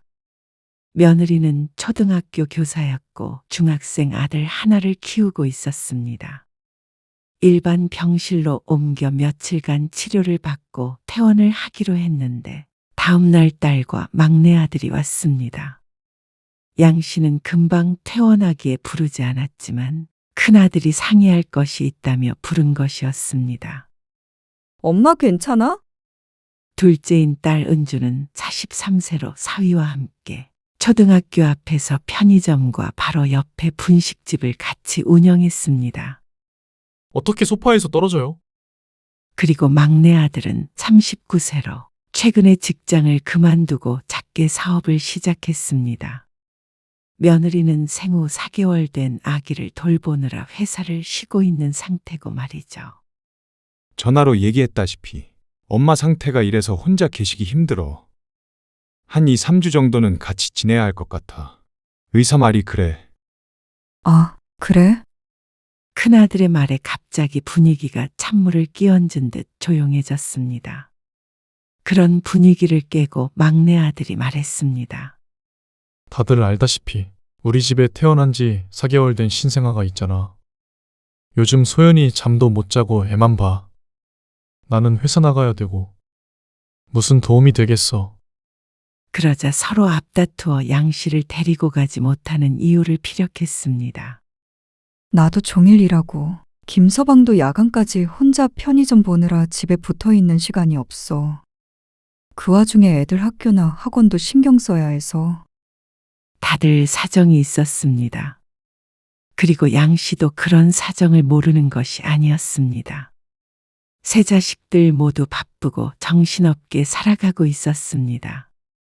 그리고 이런 일이 올 줄은 양 씨도 자식도 모르고 있었습니다. 막연하게 상상만 했던 일이 갑자기 눈앞에 닥치니 다들 당황했습니다. 적어도 10년은 남은 줄 알았는데 말이죠. 물론 지금 당장 양 씨를 평생 데리고 살라는 말은 아니었지만 부담이 되는 건 마찬가지인 듯 했습니다. 그럼 일단 우리 집에서 모실게. 새언니도 일하는데 엄마를 어떻게 돌봐? 돌볼 필요 없어. 아주 움직이지 못하는 것도 아닌데. 그냥 차라리 집에서 혼자 있을게. 그러자 큰아들은 잠시 말이 없었습니다. 의사의 말이 마음에 걸리는 모양이었습니다. 잠깐 동안인데요. 뭘? 결국 총대는 큰아들이 매게 되었습니다. 그러자 다들 작게 숨을 내쉬었습니다. 그래. 도움이 필요하면 연락해. 반찬 같은 건 해줄 수 있어. 애엄마 있으니까 괜찮아. 민폐만 끼치게 되네. 미안하다. 양 씨가 작은 목소리로 중얼거렸습니다. 민폐는요? 그리고 퇴원하는 날이 됐을 때 의사가 당부했습니다. 물리치료도 받으러 오셔야 하고요. 집에서는 찜질도 해주세요. 낙상 주의하시고요. 양 씨는 퇴원 후에 아들과 함께 집에 들러서 간단하게 짐을 챙겼습니다. 옷 몇 개와 약이 전부였습니다. 아들은 낙상 방지 매트까지 주문을 해서 양 씨를 맞을 준비를 했습니다. 그 마음이 참 고마웠죠. 양 씨는 큰아들의 집으로 향했습니다. 어머님, 방은 이쪽 쓰세요. 가장 끝에 안쓰는 작은 방이 있었는데 창고처럼 쓰던 곳을 며느리가 미리 치워놓은 듯했습니다. 너도 바쁠 텐데 고맙다. 아니에요. 불편한 거 있으시면 말씀하시고요. 불편한 것은 당장에도 여러 가지였습니다. 저기 정말 미안한데 옷 갈아입는 것 좀 도와줄래? 허리를 숙이고 팔을 높이 들거나 할 때도 아직은 통증이 있었습니다. 다행히 뼈가 부러지거나 한 것은 아니기에 곧 낫겠지만 그래도 며칠은 누군가의 도움이 필요할 것 같았습니다. 옷 전부 갈아입으시게요? 아니, 윗도리만 갈아입으려고. 아, 네. 혹시 속옷이라도 갈아입혀달라는 뜻으로 들었는지 며느리의 표정이 굳었다가 풀어졌습니다. 양 씨는 아무리 그래도 그 정도의 무리한 부탁은 하고 싶지 않았습니다. 힘들긴 해도 양 씨 스스로 그건 할 수 있었습니다. 그런데 잠자리가 불편해서 그런지 그냥 아직 아픈 게 낫지 않아서 그런지 밤마다 자꾸만 뒤척이게 됐습니다. 현성이랑 방을 바꿔서 지내세요. 보다 못한 며느리가 양 씨에게 말했습니다. 손자와 방을 잠시 바꿔 쓰라는 말이었습니다. 양 씨를 위한 임시 침대는 좁고 낮아서 앉았다 일어났다 하는 것이 너무 불편했습니다. 대신에 좋은 손자의 침대를 쓰라는 말이었습니다. 아니야, 괜찮아. 어떻게 애 방을 빼서? 아니요. 어머님, 현성이가 불편하대요. 어머님 자꾸 새벽마다 끙끙대시는 것 같아서 잠을 잘 못 자겠대요. 예민한 손자가 양 씨 때문에 불편한 모양이었습니다. 자신이 걱정되어 그런 것보다도 손자가 그러길 원한다니까 어쩔 수 없이 방을 바꾸면서도 너무 눈치가 보이고 괴로웠습니다. 얹혀서 지내는 것도 마음이 편하지 않은데 여러모로 민폐를 끼치는 것 같았습니다. 손자는 입이 대빨 나와서는 쿵쿵거리며 방을 바꿨습니다. 2주가 아니라 한 일주일만 있다가 집에 가야겠다고 마음을 먹었습니다. 그나마 다행인 것은 낮 동안엔 양씨 혼자 집에 있는 것이었습니다. 밥을 먹고 화장실 가는 것만 아니면 양씨의 생활 반경은 무척 좁았습니다. 건강을 회복하는 것이 최우선이기 때문에 거의 소파에만 앉아서 TV를 보았습니다. 엄마, 찜질 좀 해드릴게요. 아들이 콘센트에 코드를 꽂으며 말했습니다. 밤마다 아들이 이렇게 방에 와서 챙겨주었습니다. 아들과 며느리는 돌아가면서 양씨를 돌봤습니다. 씻을 때 도와주고 옷을 갈아입혀주고 병원에 갈 때는 동행을 했습니다. 그러니 시간이 지날수록 자꾸만 주눅이 들었습니다.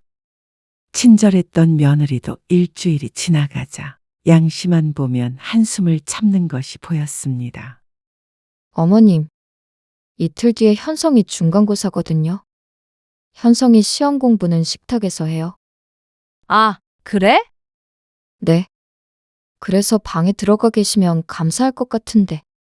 며느리의 말에 양씨는 끙 소리를 내며 소파에서 일어났습니다.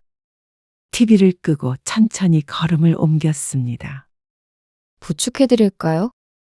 며느리가 그런 양씨를 힐끗 쳐다보더니 물었습니다. 아니야. 이따 씻을 때 말씀하세요. 그래. 며느리가 직접 씻겨주는 것은 아니었고 씻기까지의 준비를 도와주었습니다. 아들이 오늘은 야근을 해서 며느리의 몫이 되었죠. 현성이 치킨 먹고 싶다고 그래서 시켰는데 어머님은 안 드세요? 아, 치킨? 네. 드시겠다고 하시면 방으로 가져다 드리고요. 듣기만 해도 며느리가 번거로울 것 같아서 양씨는 누운 상태 그대로 고개만 가로저었습니다. 아니야. 이만 자려는데 약을 안 먹은 것이 생각났습니다. 아들이나 며느리를 부르면 가져다 주겠지만 양씨는 스스로 자리에서 일어났습니다. 혹시 모를 위험에 대비해서 같이 지내는 것이지 하나하나 수발을 받기 위해서가 아니기 때문에 웬만한 건 혼자서 하려고 노력했습니다. 약 드시게요? 내가 먹을 테니까 치킨 마저 먹어. 양씨가 약봉지에서 약을 꺼내 먹는데 손이 미끄러져 아량 몇 개가 바닥으로 떨어졌습니다. 바로 옆에 있던 며느리가 끙 소리와 함께 허리를 숙여서 하나하나 주었습니다. 얼른 허리를 굽히지 못하는 양씨 때문이었습니다.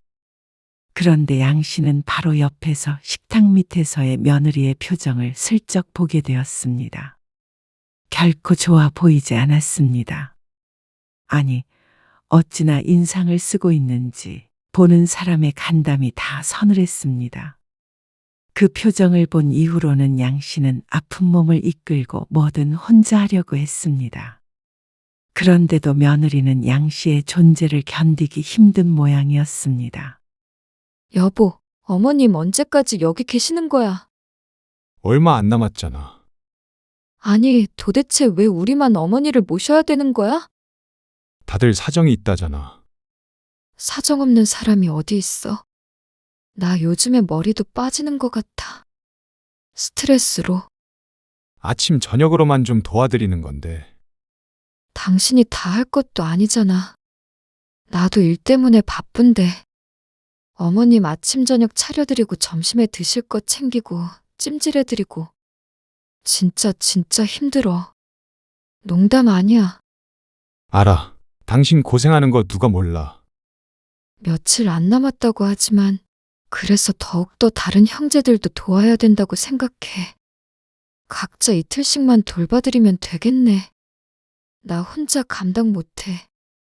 이 나이에 시어머니 병수발 하게 생겼어? 아이고, 알았어. 내일 은주한테 전화해 볼게. 다들 그러는 거 아니야. 정말. 같은 자식인데 요즘 장남이든 차남이든 그런 게 다 무슨 소용이야? 내가 어느 땐데 참. 원래 이번 주말에 현성이 중간고사 끝난 기념으로 같이 놀러 가기로 했잖아. 그것도 못 가? 알았다 그러네. 은주한테 모시고 가라고 할게. 당신한테도 서운해. 아, 거참. 우연히 아들 며느리의 대화를 듣고는 양 씨는 눈을 질끈 감으며 한숨을 내쉬었습니다. 어쩐지 달갑지 못한 존재라는 건 알고 있었지만 그렇다고 부부끼리 언쟁을 할 정도로 갈등이 있을 거라고는 생각하지 못했습니다. 양 씨도 민폐를 끼치지 않기 위해 나름대로 노력했으니 말이죠. 양 씨는 아들의 대화를 못 들은 척 했습니다. 그리고 이틀 뒤, 양 씨는 아들의 차를 타고 딸의 집으로 가게 되었습니다. 아니, 집으로 데려달라니까 그러네. 아니에요. 은주가 모시고 오라고 했어요. 아니, 의사도 그냥 2주 정도 보호자랑 같이 있으라고 한 거지. 웬만하면 그러다가 또 삐끗하시면 어떡하시려고 그러세요. 아직 완전히 낫지도 않았잖아요. 그리고 딸이 편하긴 하겠죠. 틀린 말은 아니었지만 자꾸만 마음에 걸렸습니다. 아들 며느리가 그렇게 다퉜으면 딸과 사위라고 그러지 말란 법이 없었기 때문이었습니다. 그리고 아니나 다를까 양 씨는 딸의 집에서 더욱 천덕꾸러기 취급을 당해야 했습니다. 딸 은준의 집은 큰아들네보다 훨씬 작은 빌라였습니다. 방은 2개밖에 없었고 그중 하나는 초등학생 손주들이 쓰고 있었습니다. 그러니 양 씨가 쓸만한 방은 없었죠. 양 씨가 도착하자마자 사위의 노골적인 표정에 양 씨는 곧장 돌아서 집을 나가고 싶었습니다. 그리고 양 씨가 온 다음 날 또다시 딸이 막내 아들과 통화를 하는 걸 듣게 되었습니다. 너도 우리 집 사정 알아 몰라? 남동생에게 성질을 내고 있는 딸. 나 지금 출근해야 되는데 엄마 반찬 챙겨주느라 아직 못 나갔어. 네 매형은 진작 출근했지. 어차피 낮에는 사람 없으니까 그냥 두면 되잖아. 뭐? 애기가 무슨 상관이야. 누군 애기 안 키워봤니? 얘기를 들어보니 아들은 거절을 하는 것 같았고 딸은 왜 너만 빠지냐는 식이었습니다. 나도 힘들어서 그렇지. 그러니까 말이야. 오빠도 자기가 제일 여유 있으면 끝까지 모시면 되지. 나도 그렇게 생각해. 아, 몰라? 애들 아빠도 지금 저기압이라 눈치도 보이고 그래. 옳게도 당연히 싫겠지. 그래도 한번 물어놔봐. 나중에는 함께 큰아들 욕을 하는 것 같기도 했고 작은 며느리를 설득해보라고 달래는 것 같기도 했습니다. 본의 아니게 자식들의 속내를 알게 된 양 씨는 눈물이 흘렀습니다. 엄마 배 안 고파? 아니, 저녁은 안 먹을래. 배고프면 말해. 겉으로는 부모를 걱정하고 위하는 딸처럼 보였습니다. 그리고 막내 아들도 몇 번이나 전화가 왔었습니다. 엄마, 어디 불편한 데는 없어요? 우리 집에 오고 싶으면 와요. 아니야, 이제 내 집에 가야지. 모르는 채로 들었다면 감동의 눈물을 흘렸을 수도 있겠다 싶었습니다. 양 씨는 다음 날 딸의 집을 나와 자신의 집으로 돌아갔습니다. 불편하긴 해도 혼자 지내는 게 불가능한 것은 아니었습니다. 의사의 말이 있었다고 하더라도 양 씨도 내심 자식들에게 도움을 받고 싶었던 것 같았습니다. 그런데 짐처럼 여겨지길 바랐던 것은 아니었습니다. 에이, 더 있다가 가라니까. 우리 집 좁아서 그래? 아니면 은혁이네 집에라도 가보지. 딸은 그런 양 씨를 붙잡았습니다. 하마터면 눈치 없이 굴 뻔했습니다. 물론 큰아들네 오래 있었던 것도 못할 짓을 한 모양이었고 말이죠. 집에서 혼자 지내는 것은 몸은 불편했지만 마음만은 편했습니다. 하지만 그런다고 자식들에게 입은 상처가 사라지는 건 아니었습니다. 다친 곳은 서서히 나았습니다. 병원도 혼자서 몇 번 더 갔는데 나중엔 멀쩡해졌죠. 그런데 2달쯤 뒤에 양 씨는 또다시 잠깐이나마 병원 신세를 지게 되었습니다. 이번에는 사고가 난 것은 아니었고 위험 때문이었는데 그것이 자식들을 두려움에 떨게 한 모양이었습니다. 엄마도 나이가 있으시고 자꾸만 어디가 편찮으시니까. 지난번에 밖에서 넘어지기도 하셨다면서요. 나이 들면 안 아픈 게 이상하지. 그러니까요. 그래서 저희 생각에는 시설 같은 곳에 들어가서 지내시는 게 어떨까 해서요. 무슨 말이야? 어느 날 회의라도 하듯이 자식들이 양 씨의 집에 모였습니다. 그런데 뜬금없는 말을 했습니다. 무슨 시설? 멀쩡히 잘 있는 사람을 어딘가로 들어가라고 했습니다. 병원에 다니긴 했지만 아직 자식들이 걱정할 정도는 아니라고 생각했는데 자식들 생각은 다른 모양이었습니다. 도대체 무슨 말을 하는 거야? 엄마 또 넘어지실까봐 걱정되기도 하고요. 그런 일 있으면 우리 다 바빠서 챙겨줄 수가 없어. 누가 챙겨주라고 해? 아니, 요양원이 훨씬 안전하고 좋아요. 집보다 요양원이 좋다고 누가 그래? 지금 나를 요양원에 보내려고 하는 거야? 에이, 그렇게 말씀하시면 좀 이상하고요. 아니야. 난 안 간다. 이상한 곳 아니에요. 저희가 알아본 곳은 싼 데도 아니고요. 요즘에 요양원 다들 자리가 없어서 못 들어가요. 아들이 말하는 요양원과 양 씨가 알고 있는 요양원은 사뭇 달랐습니다. 하지만 내가 왜 내 집을 놔두고 요양원에서 지내야 하는지 몰랐습니다. 양 씨는 죽어도 들어가고 싶은 마음이 없었습니다. 그런데 그때 큰아들이 말했습니다.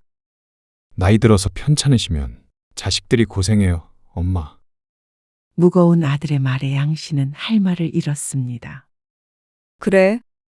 엄마, 자식들 말 좀 들어. 우리도 가벼운 마음으로 말하는 거 아니야. 일단 들어가서 지내보고 마음에 안 들면 나오면 되지. 누가 가도나? 그게 그렇게 드나들 수 있는 곳이 아니잖아. 에이, 그런데 아니야.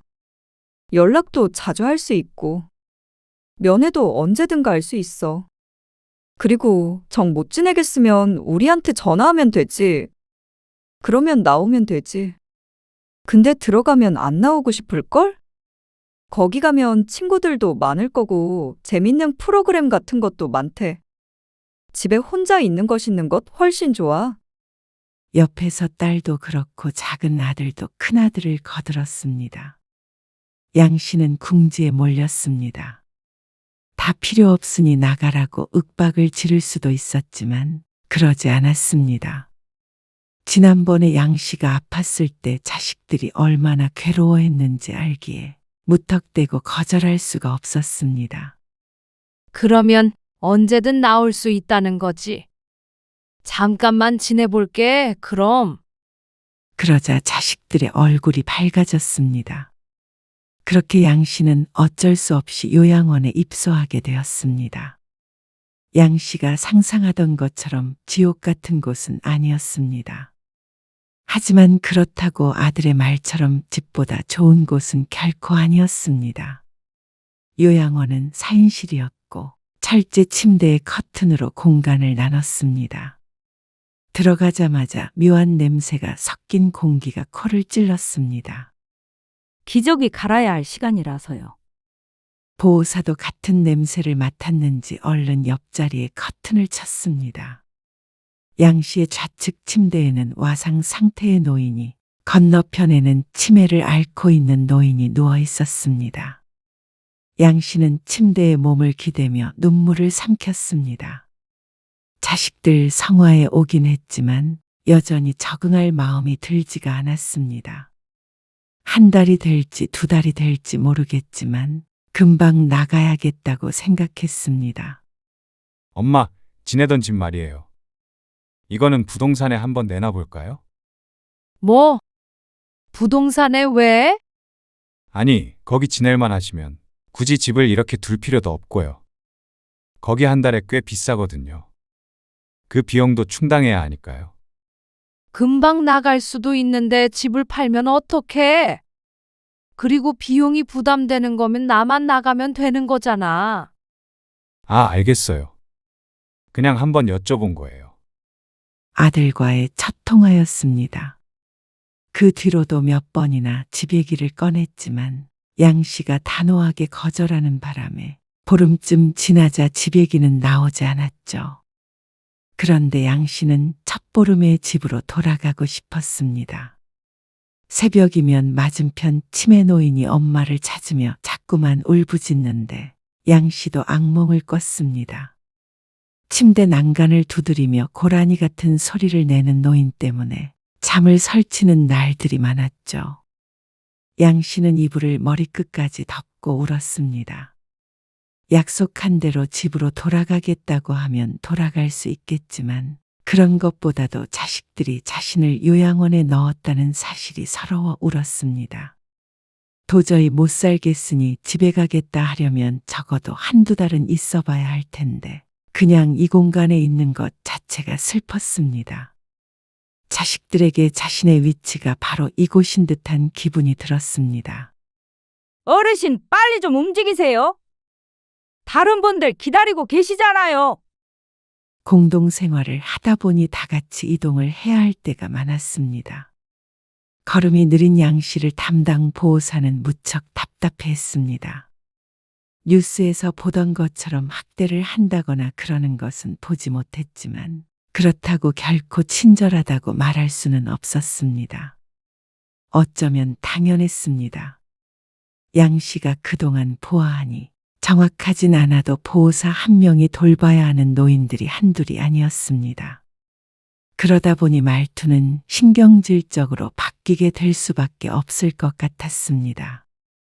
그리고 남의 기저귀를 갈고 행패 부리는 걸 제압하고 밥을 먹이고 씻기고 보통 일이 아닌 듯 했습니다. 양 씨는 시간이 흐르면 자신도 그 노인들처럼 될 것 같아 두려웠습니다. 그리고 그게 멀지도 않은 것 같은 것이 자식들의 연락이 점점 뜸해지기 시작했죠. 아들이랑 또 통화 못했나 보네. 저녁에 풀이 죽어있자 옆 침대에 노인이 말을 걸었습니다. 종일 누워서 생활하는 노인이었는데 한 번씩 이렇게 말을 걸었죠. 익숙해져야 해요. 맨날 바쁘다고 그러죠? 먹고 사는 게 바쁘다. 애들이 어쨌다. 그러다가 발길 뚝 끊는 거라고.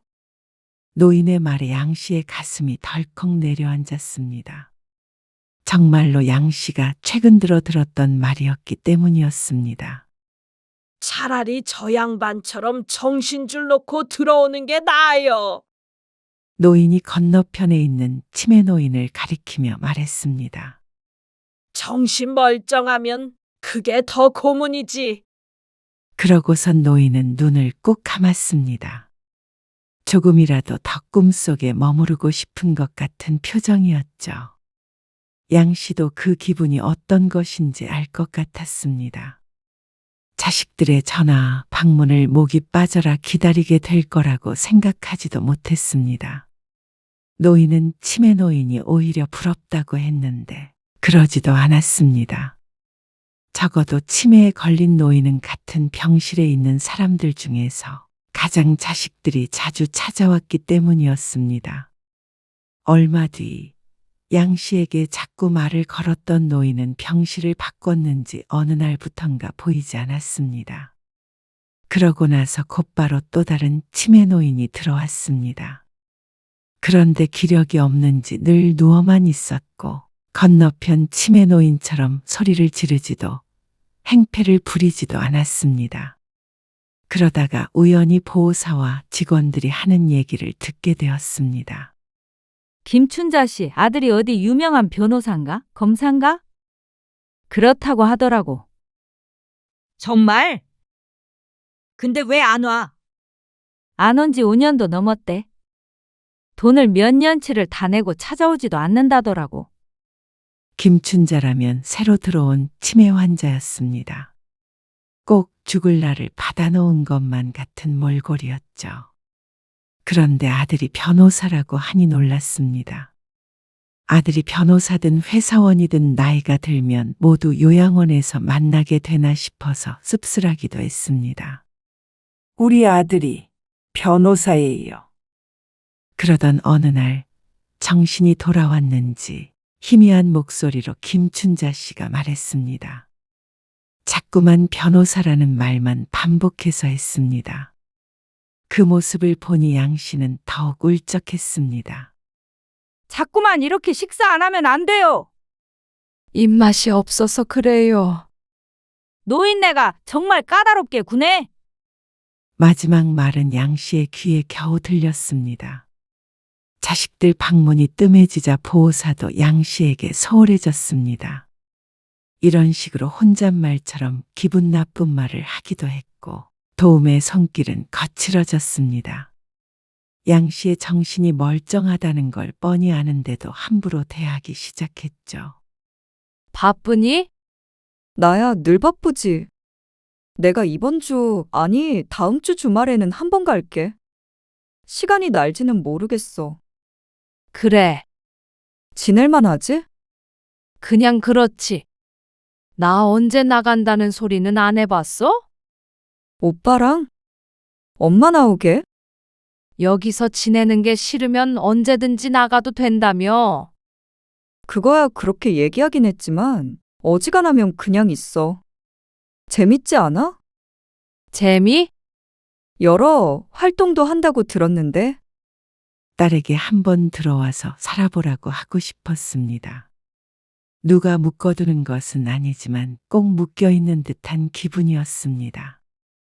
언제나 행동에 제약이 있었고 정해진 규칙을 벗어날 수가 없었습니다.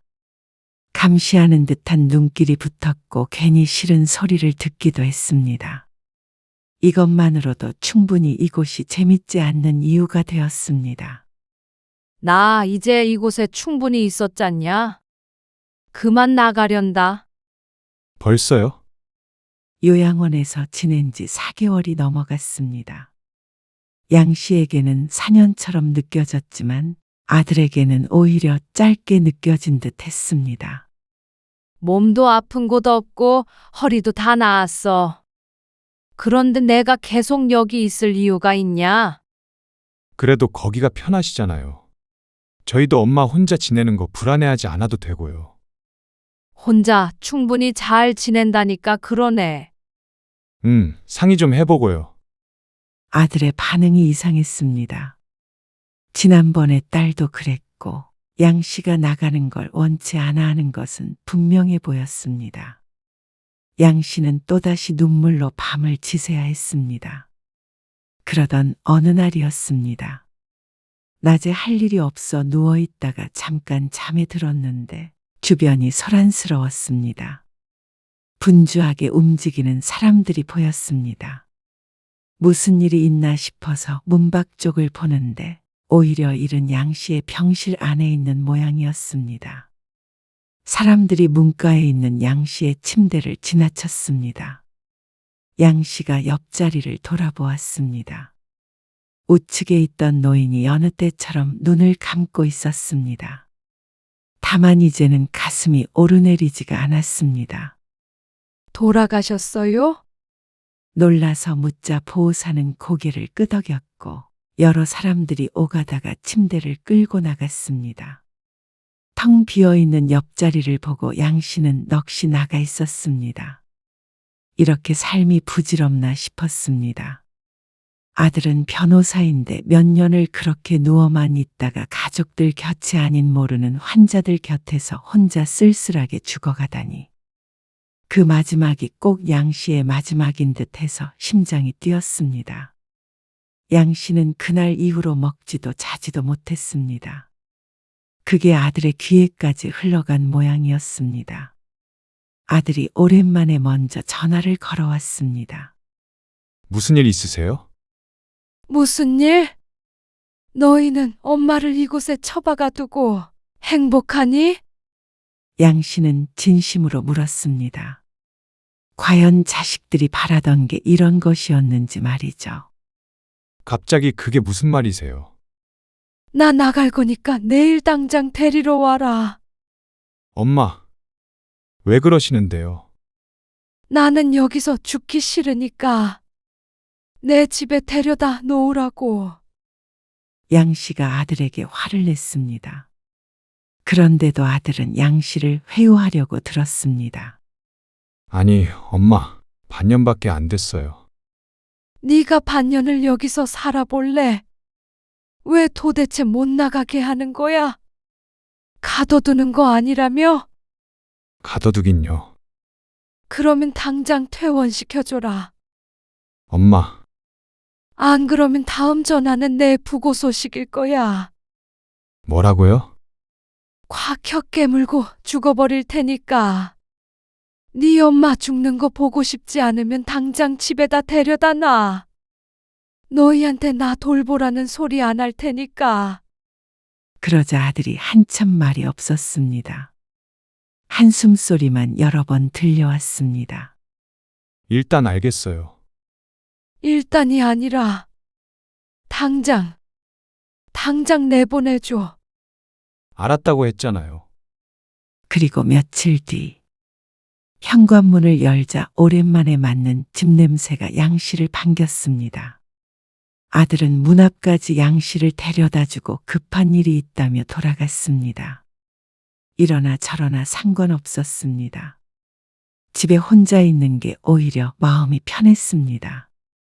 꼭 감옥에 수감되어 있다가 출소한 것 같은 기분이 들었습니다.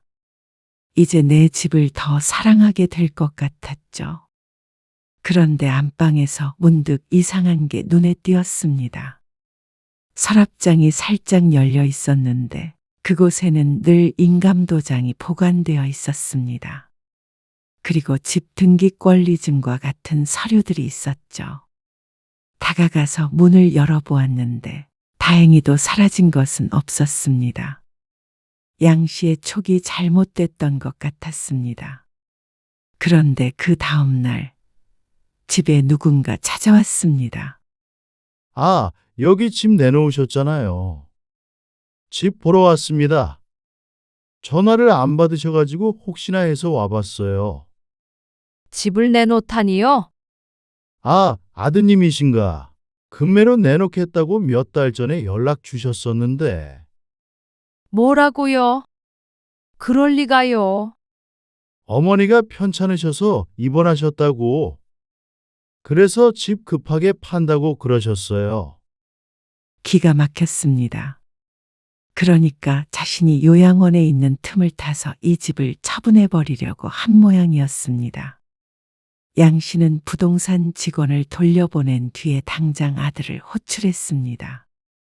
그리고 아들이 왔을 때 사실을 추궁하자 아들은 놀란 눈치였습니다. 아니, 그거 제가 취소했는데. 그러니까 내놓긴 했다는 거잖아? 아, 그게 아니고요. 내가 이 집 안 판다고 했잖아.